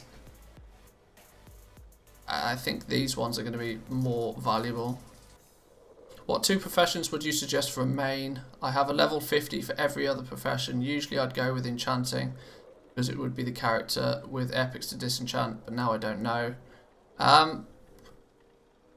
It depends what your requirements are for that character. There is no 2 best professions. They all have their perks. So honestly, there's not really a good answer to that question.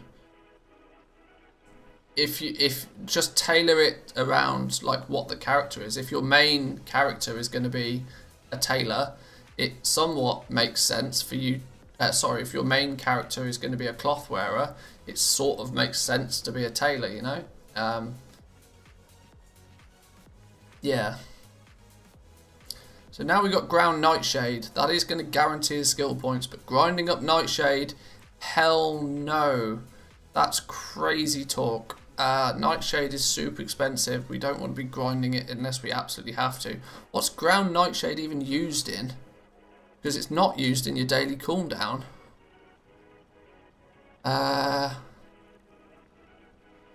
Is it used in the... like, literally, what is it used for?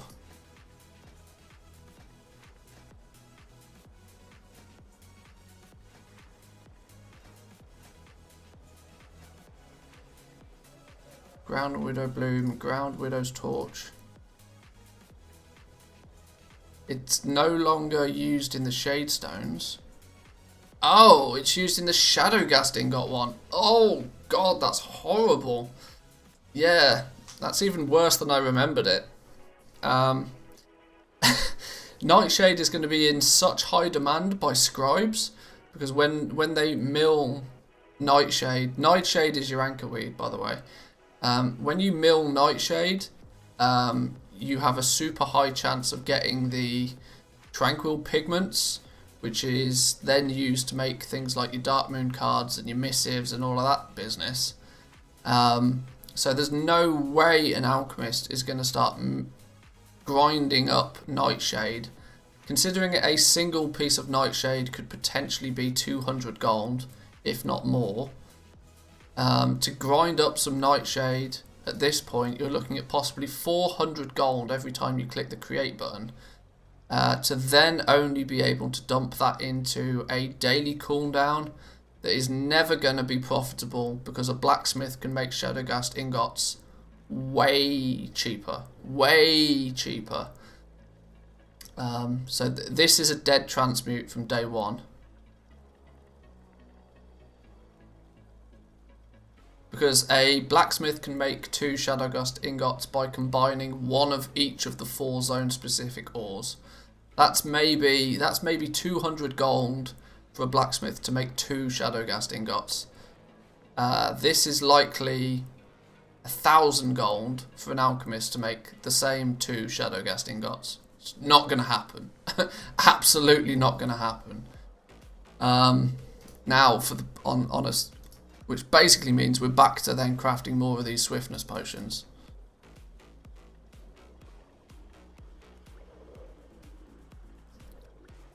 $76. Where do we need to get to? We need to get to 80.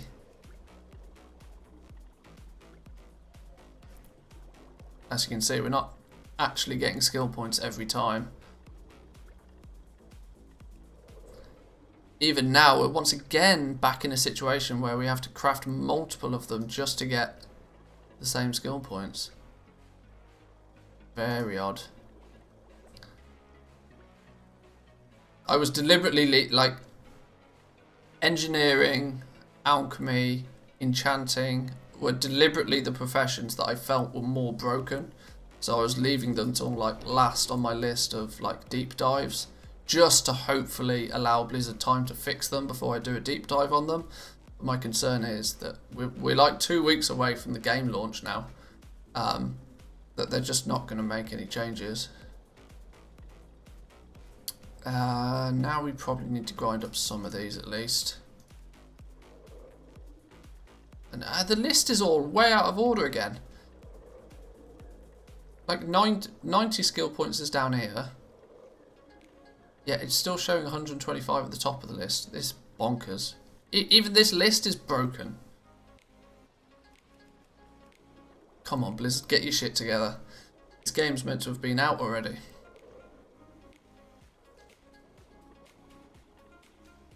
Alright, well, we somewhat had to grind up a load of this, so... Oh, new potion. What's this? The Psycho Pomps Speed. Movement Speed Potion. Boom! It's ready. Ship it. That's it, yeah. Let's just get it out there. Ship it out. 3 Vigil's Torch, 3 Rising Glory. 70% speed, movement speed bonus. Lasts 8 seconds.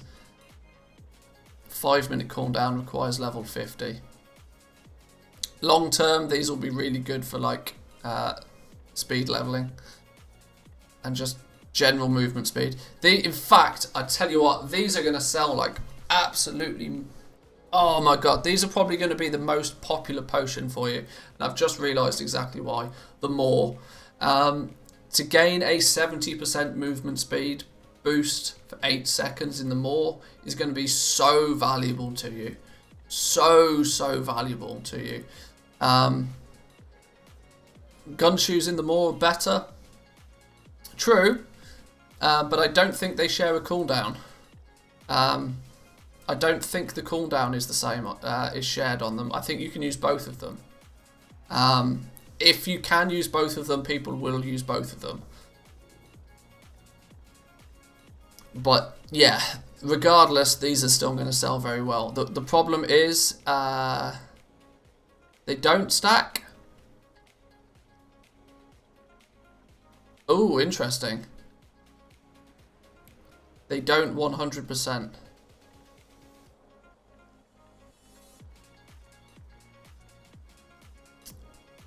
Ooh.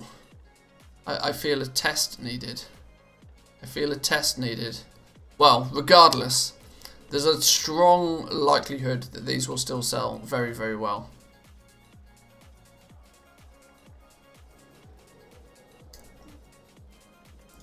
Let's get some of these crafted.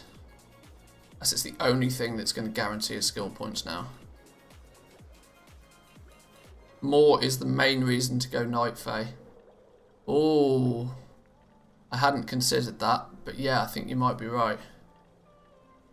My hunter might end up being Night Fae just because of the yeah, you're right. Ooh. Oh god, imagine that though, having to pick a covenant just so it makes the level 60 endgame zone less boring. That's not good game design. That's terrible. Couple of potions, combat potions. Now we start to get to the good stuff that will actually be of benefit to a lot of people.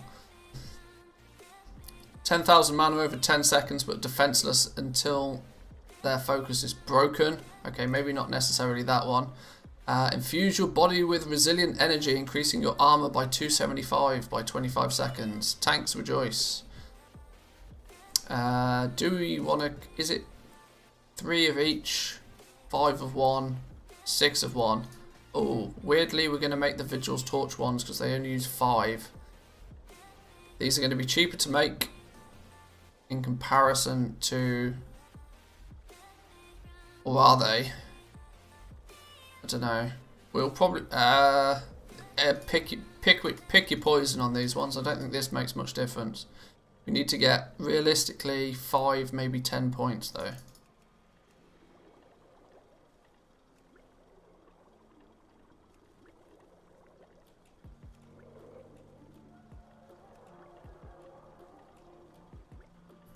We can grind up some Widow Bloom. I'm guessing we probably want to grind up some Widow Bloom for the last 5 points. I guess it's only 2, simply because it's only 2 herbs rather than either 5 or 6 herbs. Although Widow Bloom is going to be expensive, I'm aware of that. The Night Phase 20% movement speed after kill is so good in the Maw too. Yeah, I've just realised this. I've been swaying between, for my hunter, who's my main, of whether they should be Kyrian because they have the best abilities for a Beastmaster Hunter, or Night Fae because it's pretty close in terms of power.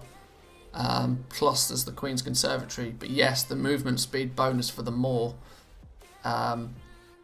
may sway my opinion on that one.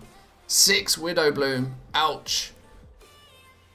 Potion of Sacrificial Anima. This is cool for some classes. I definitely want to say, like Arcane Mage, your next 4 mana consuming spells or abilities will instead consume 7% of your health, which is quite cool. If you consume this potion while your weapon is also augmented with Embalmer's Oil, the amount of health consumed will be decreased by 2%. So it'll basically take your next 4 mana spells will take 5% health off you instead of their mana cost.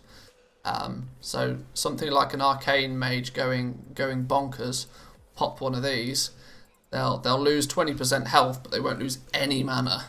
I think that's going to be really powerful for some classes. I mean, Arcane, like I said, Arcane Mage is the first one that comes to mind. But these are going to be kind of expensive.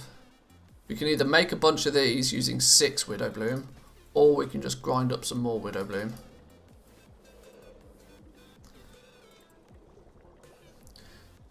Main stat buff is going to be better, at least for Arcane. Also great to pad the meters as a healer. Yeah, possibly.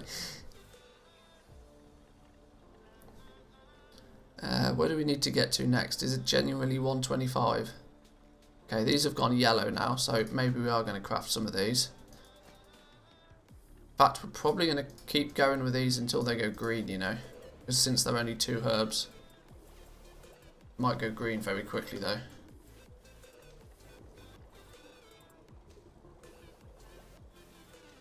Oh, I thought we were going to get 5 for 5 then. That would have been cool.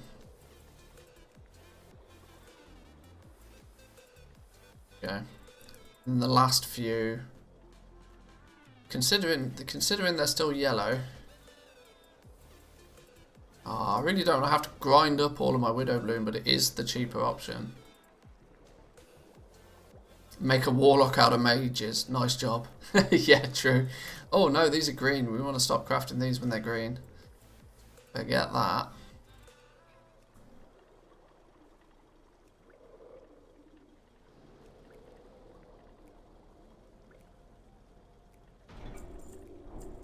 Now we get our Novice Crafter's Mark at 125.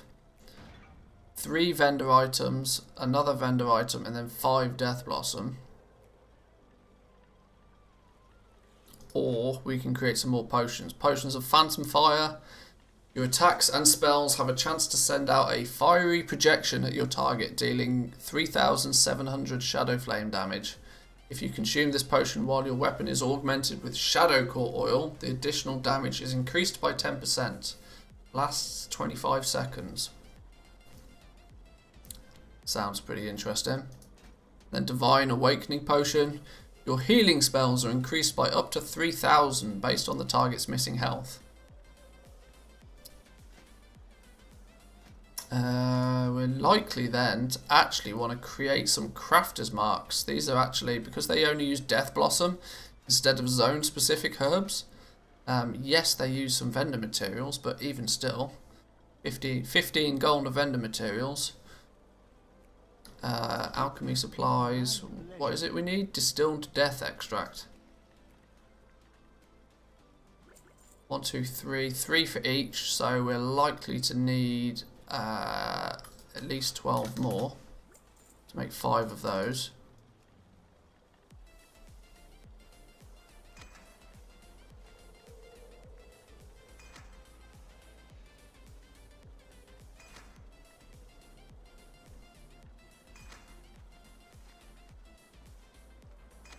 Boom. Can we learn something new now? Oh no, we've got to get to 35 before we learn something new. Now the fact that these aren't guaranteeing skill points, we probably do want to switch back to the potions. Let's just make 5 of these, it doesn't really matter which one we choose.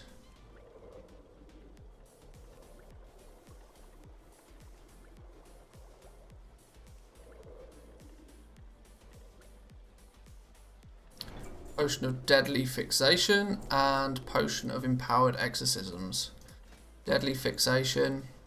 Your damaging spells and abilities have a chance to apply Deathly Fixation to your target, dealing 51 shadow damage over 8 seconds, stacking up to 5 times. Upon reaching 5 stacks, Deathly Fixation explodes, dealing a bunch of shadow damage to the target. Empowered Exorcisms. Your damaging spells and abilities have a chance to erupt your target's anima, dealing up to 1,125 shadow damage to all enemies within 10 yards of that target. Nice little AoE potion there.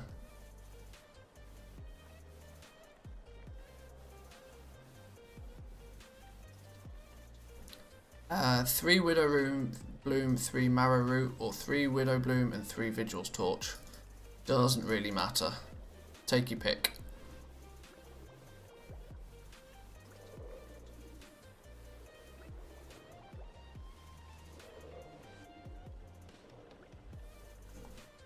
What I would have quite liked to have seen is, I mean, it seemed so obvious, and I don't get why it's not a thing. But when we get to the flasks, for example, instead of the flasks using regular herbs, why didn't they make the flasks use the ground materials? It just seems like such an obvious thing. You've got these ground materials that have obviously got to have some value to them. Just make the flasks use the ground materials, you know? But hey, we'll see. Oh, we still need more skill points. We need to get all the way to 150 before we get something new. Oh, wow, okay, we're going to craft a bunch of these. Probably 10 of them.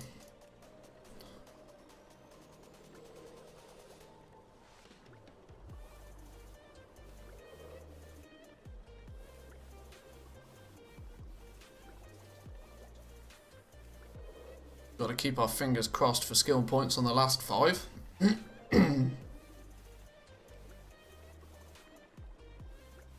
Aha, we missed a skill point somewhere. There we go.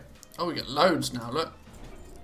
Ah, now we get main stat potions, okay. So we've had the fluffy stuff. Now we get to just the straight up give me more strength.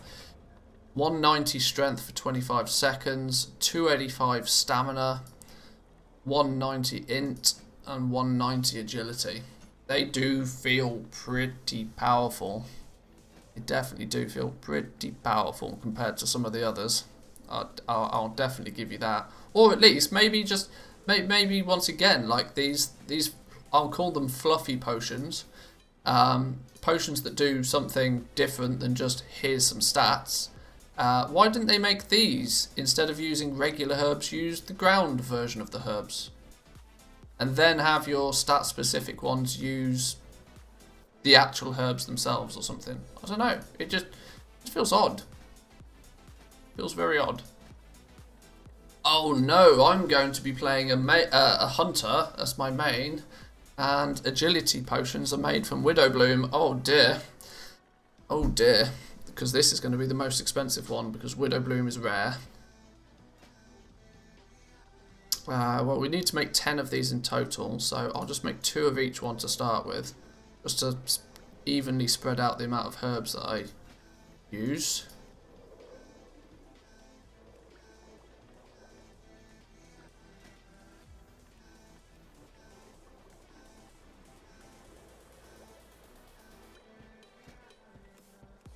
In fact, you'd probably want to avoid crafting these ones because Widowbloom will be so much more expensive.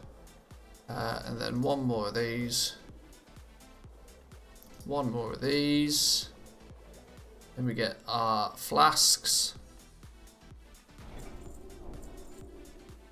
You see here, instead of these flasks using 4 of each of the zone specific herbs and 3 nightshade, just make them use the ground stuff. I mean, you've had to create this ground. I don't know, it just seems weird. It just feels like they had a really good idea and then just backed out of it halfway. But then they realised that, oh shit, we've got like the first 50, 60 skill points in the profession is all about grinding up these herbs. So we can't totally take them out of the game because then we'd have to rebalance the whole profession again. But I just don't get it. It just seems like something that was so obvious, like, oh, just do this. It makes so much sense. But they decided not to. Actually, on the basis that the flasks use nightshade now, obviously, tanks have been niced that their flasks are going to be considerably cheaper. Power flasks are going to be very expensive. Probably 3 times as expensive as a stamina flask.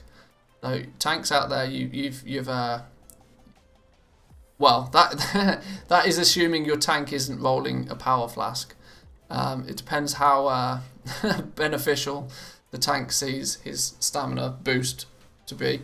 But yeah, considering a power flask will be probably 3 times the cost of a stamina flask, you may see a lot of tanks choosing to use the stamina one, even though actually having more main stat might be more beneficial in terms of damage and threat generation and mitigation and that sort of stuff. But hey ho.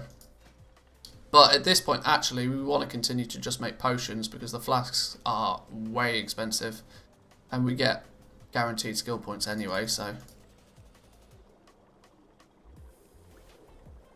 Where's the caster flask? There's only 2 flasks now, a power flask and a stamina flask.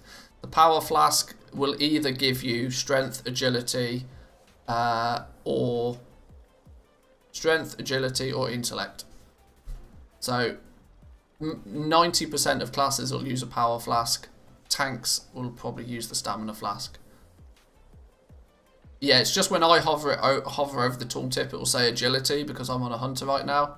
If I was on a mage, it would say intellect. If I was on someone else, it would say something else. 165, we get our Shadowgast ingot cooldown, which is officially DOA because blacksmiths can make Shadowgast ingots themselves for way cheaper. Like way cheaper. So this is never going to be a thing. If this gave you like 10, then yeah, sure, maybe. But the fact that it only gives you 2, no way, don't use it. DOA, totally useless. These are still yellow. Probably bang out a few more of these. Which herb have I got more of? I've got a lot of Vigil's Torch. I'll just make them then. And then we should be able to make our, possibly make our alchemy stone once we hit 170.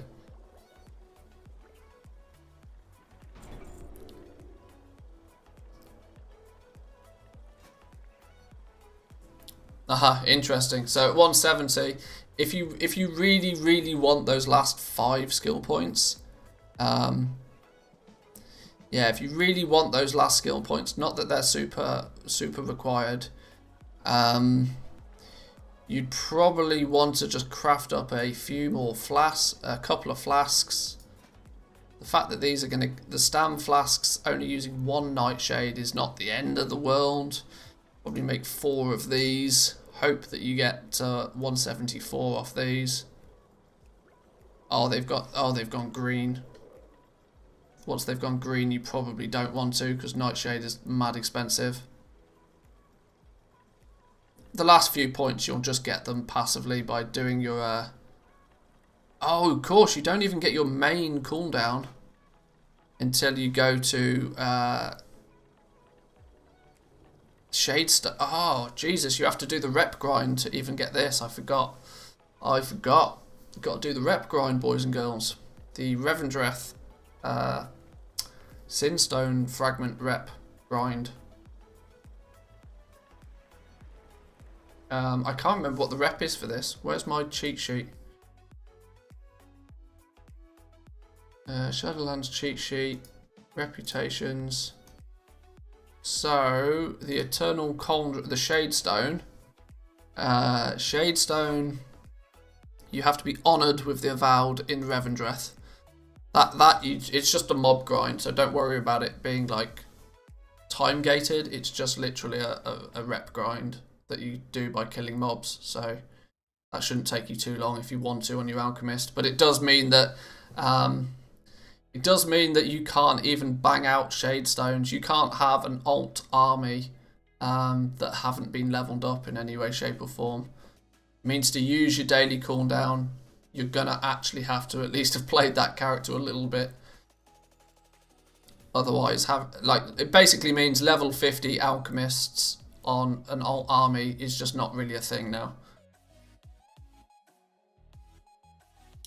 I've got a character with 2 spare professions and have multiple gatherers throughout my 9 characters, so I'm not sure what is best to double up on.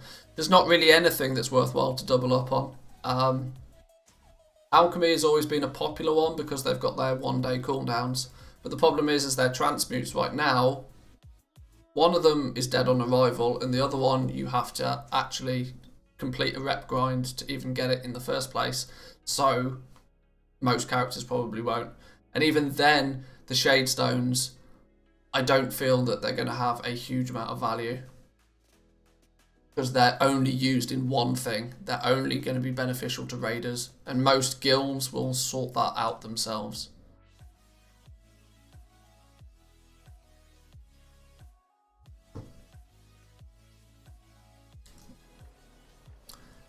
You can't even get your cauldron either.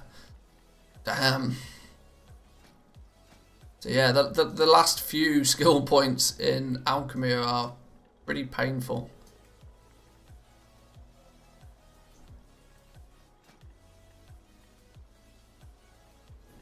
We probably just want to try and just bash out a few of these, you know.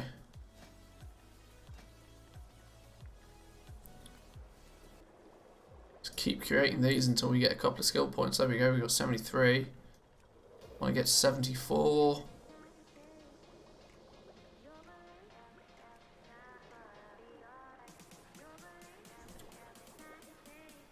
Those last 5 skill points, actually, if you're an alchemist, you might just want to get lucky and find one of the +5 skill point books out in the wild.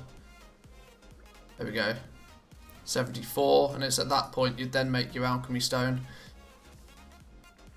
Oh, you can't even make your alchemy stone because you don't have the ability to make a shade stone. And you don't have the ability to make a shade stone because that's locked behind a rep grind. Oh, god damn. So here's your alchemy specific trinket that's really only beneficial for the first patch of the game. Most alchemists of which won't get it very quickly. Oh dear. Oh dear.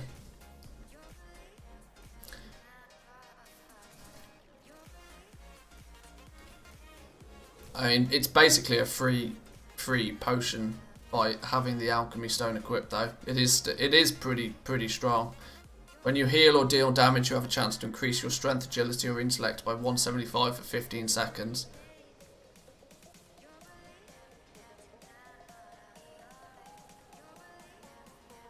Is it best trinket though? I don't know. I don't know. I've not run numbers to find out, but the fact that it's basically the on equip is basically free potions. And it also increases the effect that healing and mana potions have on the wearer by 40%. So, I don't know. I don't know. Is the honest answer? I don't know. It seems pretty good. Item level 165. It's not a great item level, though, to be going into a raid, considering you could be taking in a Dark Moon card trinket, which is item level 200 straight away. Yeah, don't know. Want to triple check something? In your tailoring video yesterday, I saw that Shadowlands cloth braces only need 3 cloth, whilst the back needs 4. Does that change what we craft for disenchanting? Well, arguably, yeah. Although tailoring did have some. Oh, possibly. Is it really only 3 pieces of cloth to make the basic tailoring braces? Hot damn. We'll check that out in a minute.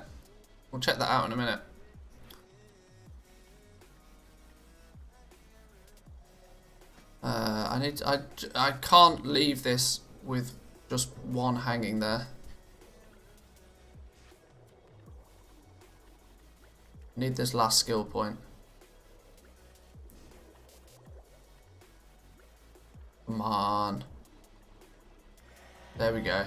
Ha! Shadowlands Master of All. Raise all primary professions to maximum skill points in the Shadowlands category. Boom! Completed Shadowlands.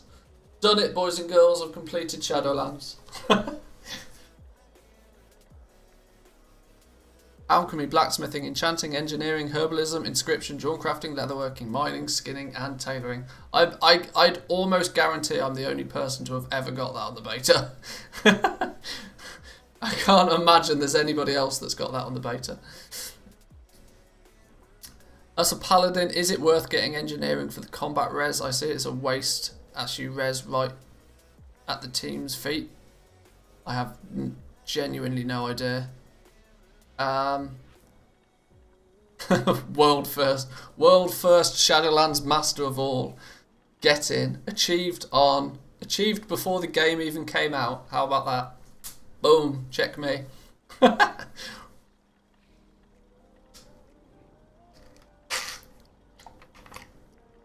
I'm an absolute genius.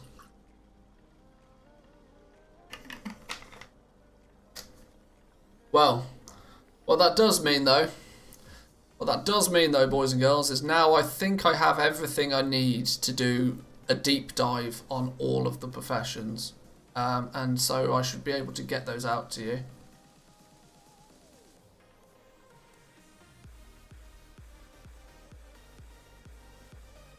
People will need an old Philosopher's Stone if they're taking alchemy for the first time in Shadowlands, seeing as the new Philosopher's Stone needs a transmute item.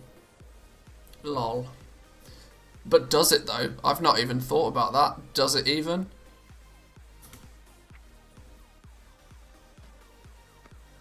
Because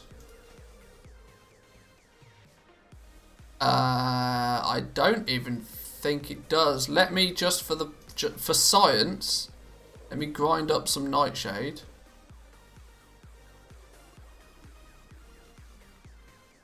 Shadowghast ingot. This is a transmute. I don't have an alchemy stone at all. Boom. There we go. I don't. You don't need a stone of any sort.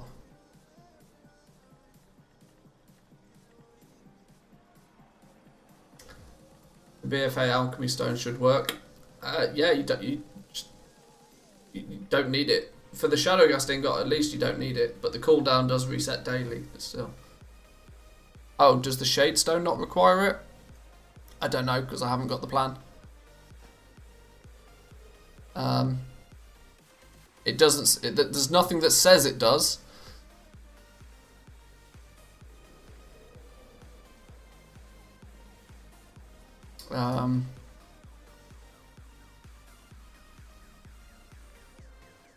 Can be used for transmutations in place of a Philosopher's Stone.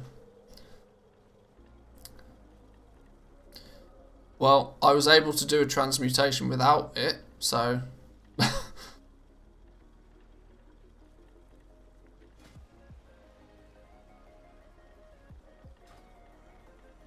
Well, there we go.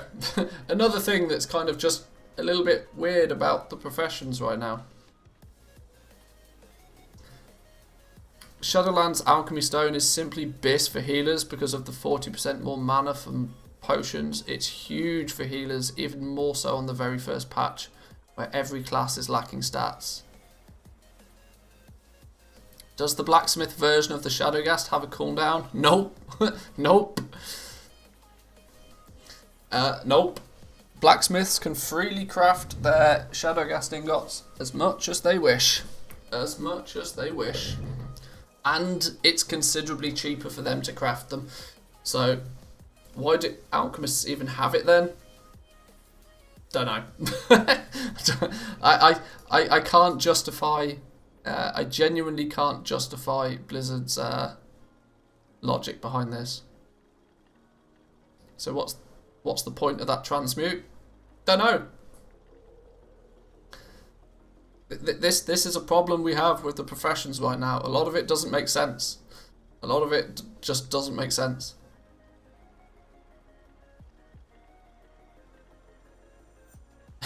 You can put a Crafter's Mark II into the Spiritual Alchemy Stone, which will take it from 165 all the way to 168. Wow. That might give you one more versatility.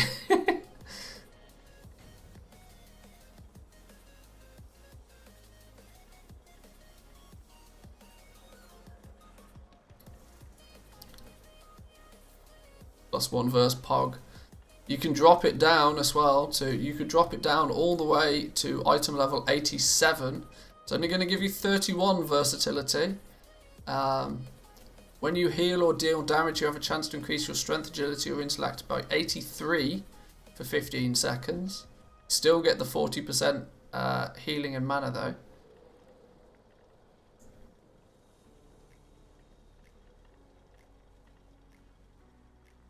Or alternatively, a Crafter's Mark I will set the level requirement to 55, only 34 versatility, but will increase your strength, agility, or intellect by 111.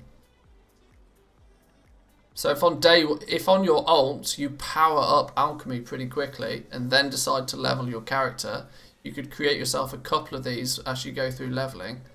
The versatility scaling looks stupid. Yeah, probably. This is the big problem with this scaling thing that they've implemented. That because they have this scaling, it means that they don't check everything. Because previously they just had to make brand new items. Whereas now everything just scales, but sometimes the scaling goes funky. Bit of a weird one. You have to wait 3 days for the shade stone. Also, there's rep. Oh well, yeah, true. Yeah, it's going to take you. It's going to take you at least 3 days to be able to craft one of these because the shade stone's on a daily cooldown, and that's once you've gone out of your way to even learn the shade stone in the first place, which is on a rep grind in Revendreth.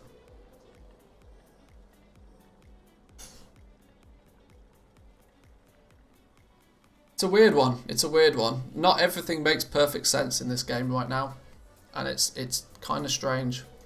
But there we go. That was. I know that's taken up the majority of the stream today, but that's out. Both alchemy and engineering also leveled up, so expect some deep dives.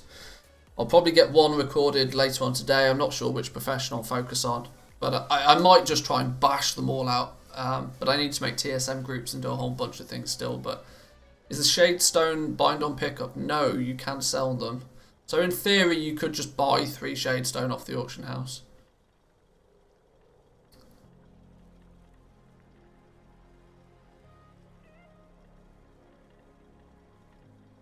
Can the BFA heal on kiln trinket be scaled up for Shadowlands? I doubt it. I doubt it.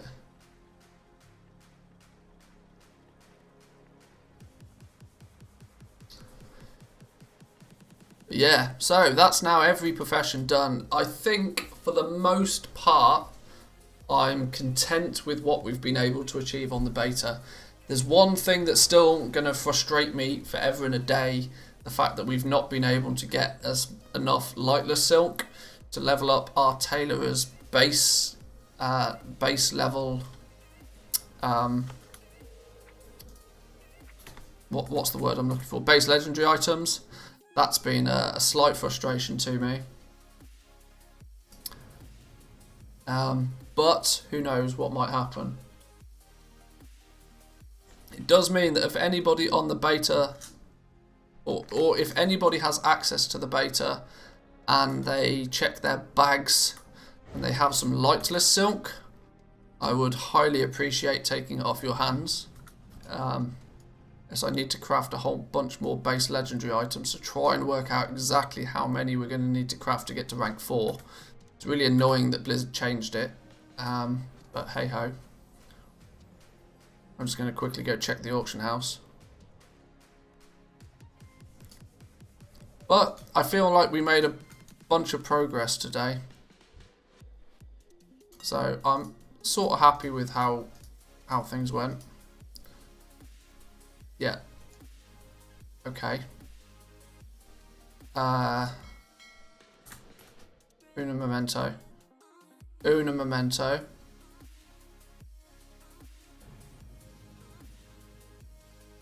Never got the beta, so sorry, can't help. Not an issue. Not an issue.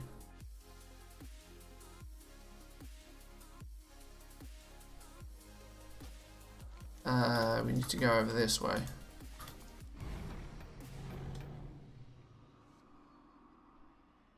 Just need to take a quick trip somewhere. Bear with me one moment.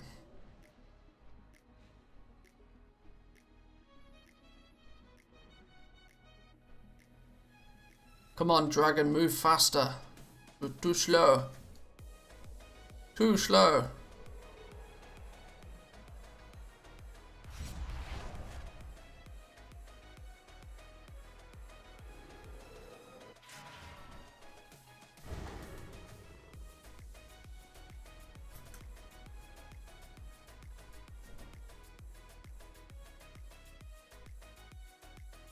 I'll explain what I'm doing in a minute. I mean, some of you have probably already worked it out, but...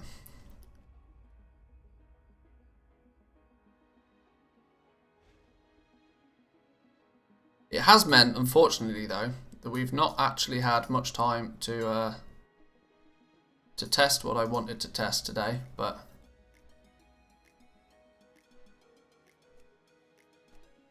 boom! Quick, somebody snipe it. Yeah, fuck the lot of you.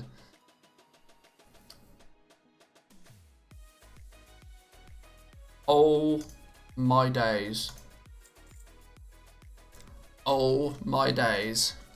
I think there's a chance that whoever has all of those might have watched the stream, you know. Because those items alone might just allow us to get to rank 3 in tailoring. Can't confirm or deny, but that might have just been a big brain play. We might literally just be able to solve the last problem that has been haunting me for almost a week now. I think I've got enough enchanted lightless silk, you know. I think I've got enough now.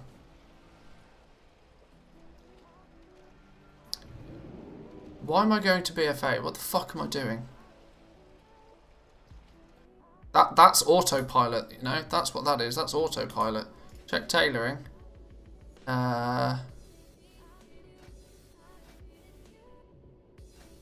6, 7. Oh, too slow. Next time play a horde character so we can simply mail it. Yeah, maybe. Maybe that would have been sensible. Bracers. Oh my god. That's just made enchanting even worse. The cape was previously the cheapest to craft and sell in mass. 36 gold for 4.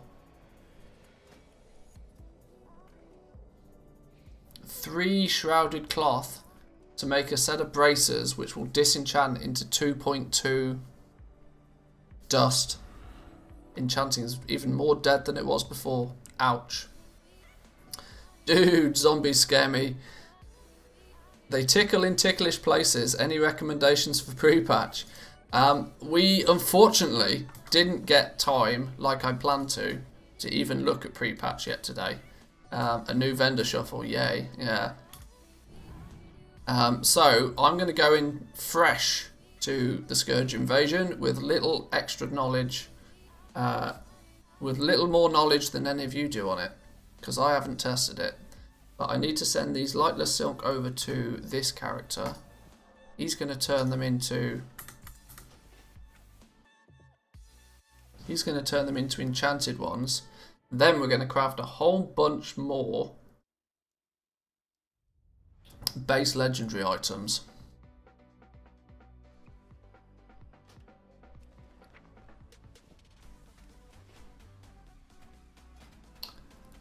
Where's the thing? Enchanted lightless silk. Oh, I need some soul dust.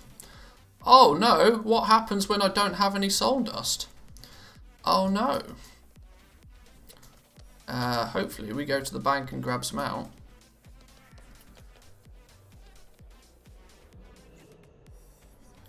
For you, I offer only Generally ran out of dust now. God's sake. God damn. Hang on. Hang on. Hang on.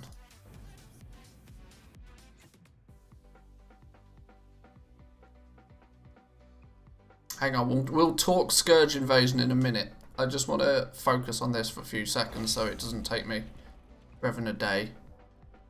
I need to go to the bank.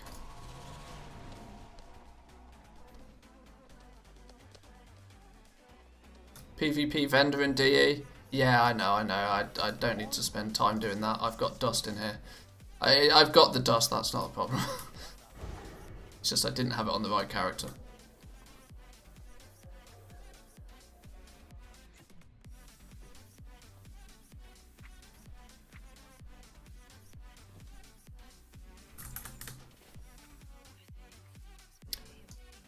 I've always got the materials when I need them.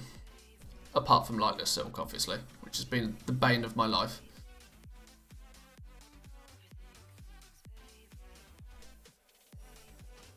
Yeah, okay. Mailbox.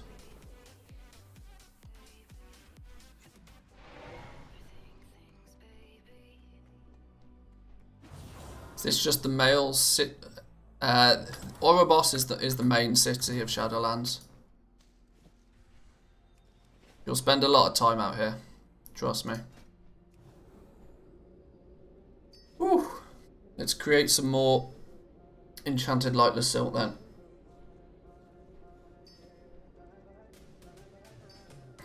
Give transmute lightless silk to alchemist on a cooldown. I genuinely do think alchemists should also be able to make these enchanted enchanted materials. Definitely. Allow them to make them super cheap on a... Just alchemists need a daily cooldown that's at least viable. Shadestone, somewhat, but it's got so few uses. The Shadowghast Ingot one, I don't even know why it's in the game. It's totally pointless. Have you tested Torghast at all, and do you plan on making a Torghast video from a gold maker's perspective? To my understanding, there's not really a gold maker's perspective to be had with Torghast. Yeah. Yes, I have played Torghast a whole bunch. It's very, very fun. It's something that I will happily do on all of my alts as well. Because a Torghast run playing a mage feels so different to a Torghast run playing a hunter, which feels so different from playing a different class. You'll see me spending a lot of time in Torghast, not for any reason of making gold whatsoever, just simply because it's really fun. I'd be totally interested in some Torghast video, even if it isn't gold making orientated. Well, yeah, I might do some Torghast runs. I might do a quick, this is Torghast, this is how you do Torghast kind of thing. I could put that together.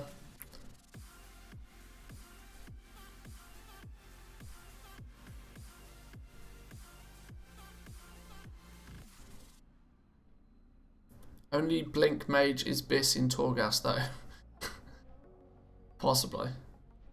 Who am I sending this to? I'm sending these to my tailor. That one. Go.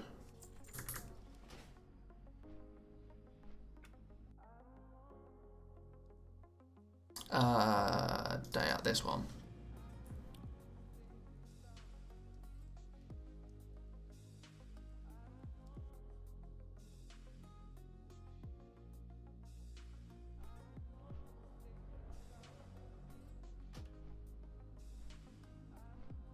So the Revendreth skill is Biss in Torghast.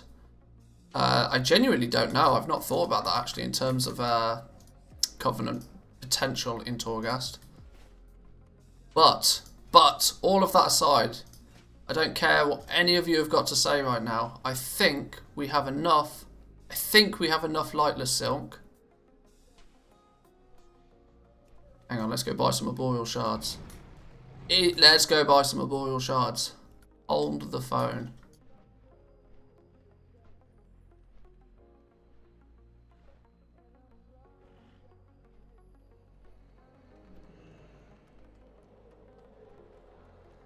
It is clear. How many do I need for each one? Cape, I need 11 for each one. Let's just buy then lots of them. You've got enough for 6. 35, 45, 55, 65. Old boys and girls, are you ready for the answer? Are you ready for the answer to how many crafts of rank 3 we're going to need to get to rank 4?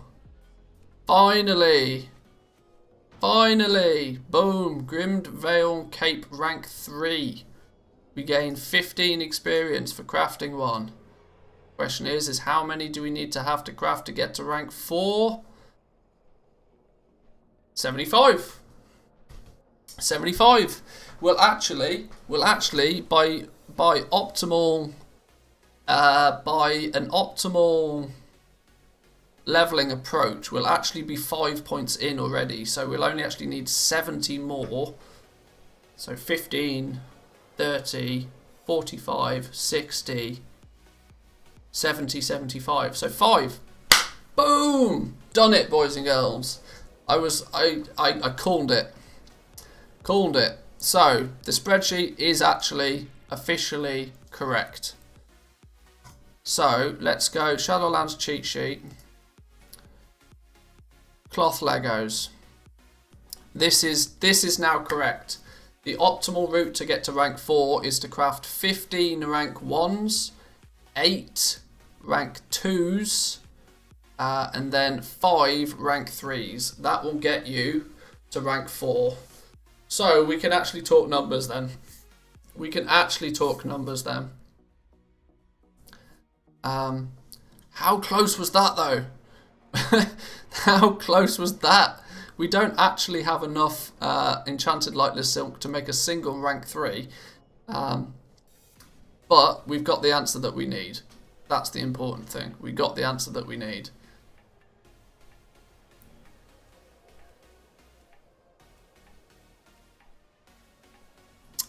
So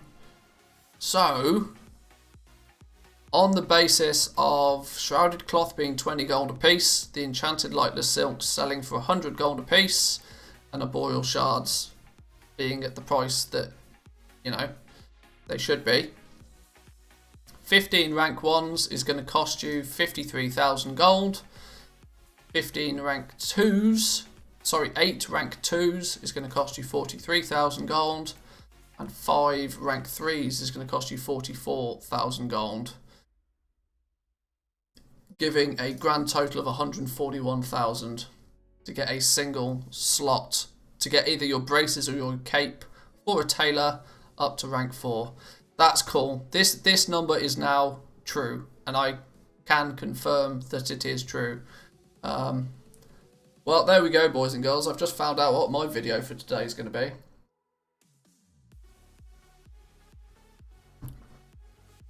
We officially have prices. Now, assuming, is this the shard cost? The arboreal shards are 125 gold a piece. You can change these numbers all you like. All truths are subject to change. True. It is true right now. Right now, it is true. But so, say for example, shrouded cloth goes down to. We've already worked out there's a floor price on shrouded cloth, by the way. There's a floor price of about 8 gold. So let's say shrouded cloth just plummets to 8 gold. The enchanted lightless silks, let's say they're 50 gold a piece. The boral shards are still going to say the same. My spreadsheet seems to have crashed. It's calculating formulas.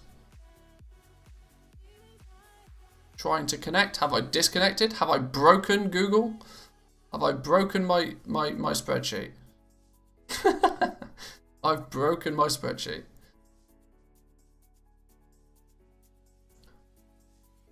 Oh, thinking about it. Alright, whatever.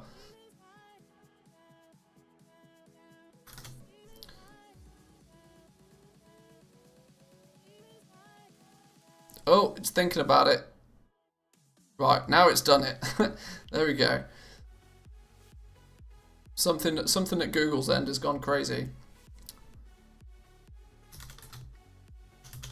But yeah, now it all dynamically adjusts itself. So you put in the prices that you're willing to pay or you're able to pay based on your auction house prices.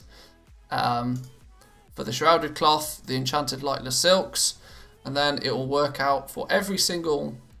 Let me full screen for a minute. Every single slot, may I add. So belt, gloves, boots, shoulders, helms, pants, chest, the whole lot. It'll work it all out.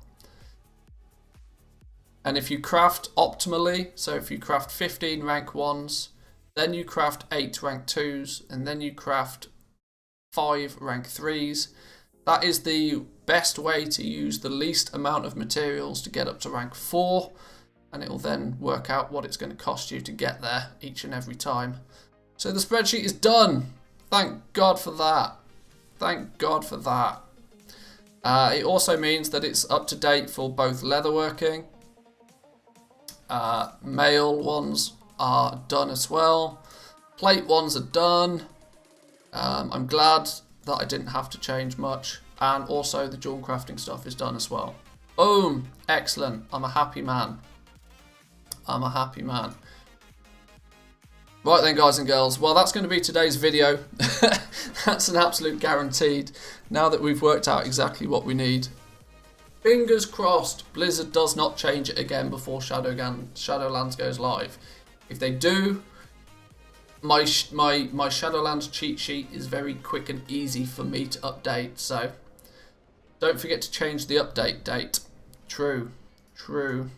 I'll do that in a minute. I'll work out some way to do the version thing and to make it obvious. I'll put on the front page. I'll put like an update log or something.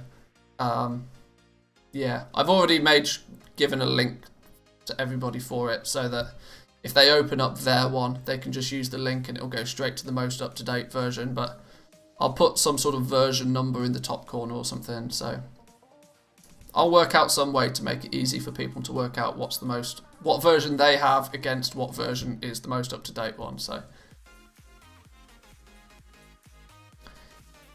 do I have a link for the Shadowlands TSM groups? For the professions that I do have them for, they're linked in my deep dive videos. So if there's a deep dive video on it, you'll find a link to the paste bin in that video. But right then, boys and girls, I'm going to go get some food. I'm going to record today's video that will go live on the channel today. It will. I don't know what I'll have to come up with a nice clickbaity title for it. Exposing Shadowlands base legendaries. Something along those lines. Yeah. Yeah, please, for the love of God, Blizzard, don't change it again. It's taken me a whole week's worth of effort to get that in place. So, yeah. But yeah, guys and girls, I'm going to leave it there for today. Tomorrow, we will be on live. And tomorrow, we will be fighting against the Scourge. And tomorrow, Magni. Tomorrow, we will look at Magni ASMR. That is a guaranteed. I will check out the video. Make sure that it's not going to get my channel copyright striked, and we will look at it tomorrow. Promise. There we go. There's a promise. I'll even pinky swear on it that we'll check out stupid Magni ASMR bullshit tomorrow. Yes, and yes. Base legendaries gone wild. maybe I can. I don't know. Photoshop the Brazzers logo or something and do base legendaries. I don't know. I'll work out some sort of stupid thumbnail and stupid title for it in my own time. I need some food though, first and foremost. So thank you once again, guys and girls, for coming today. Greatly appreciate it. Before you leave, remember to hit the like button. Subscribe if you're new around here. And guys, I'll see you tomorrow. Peace.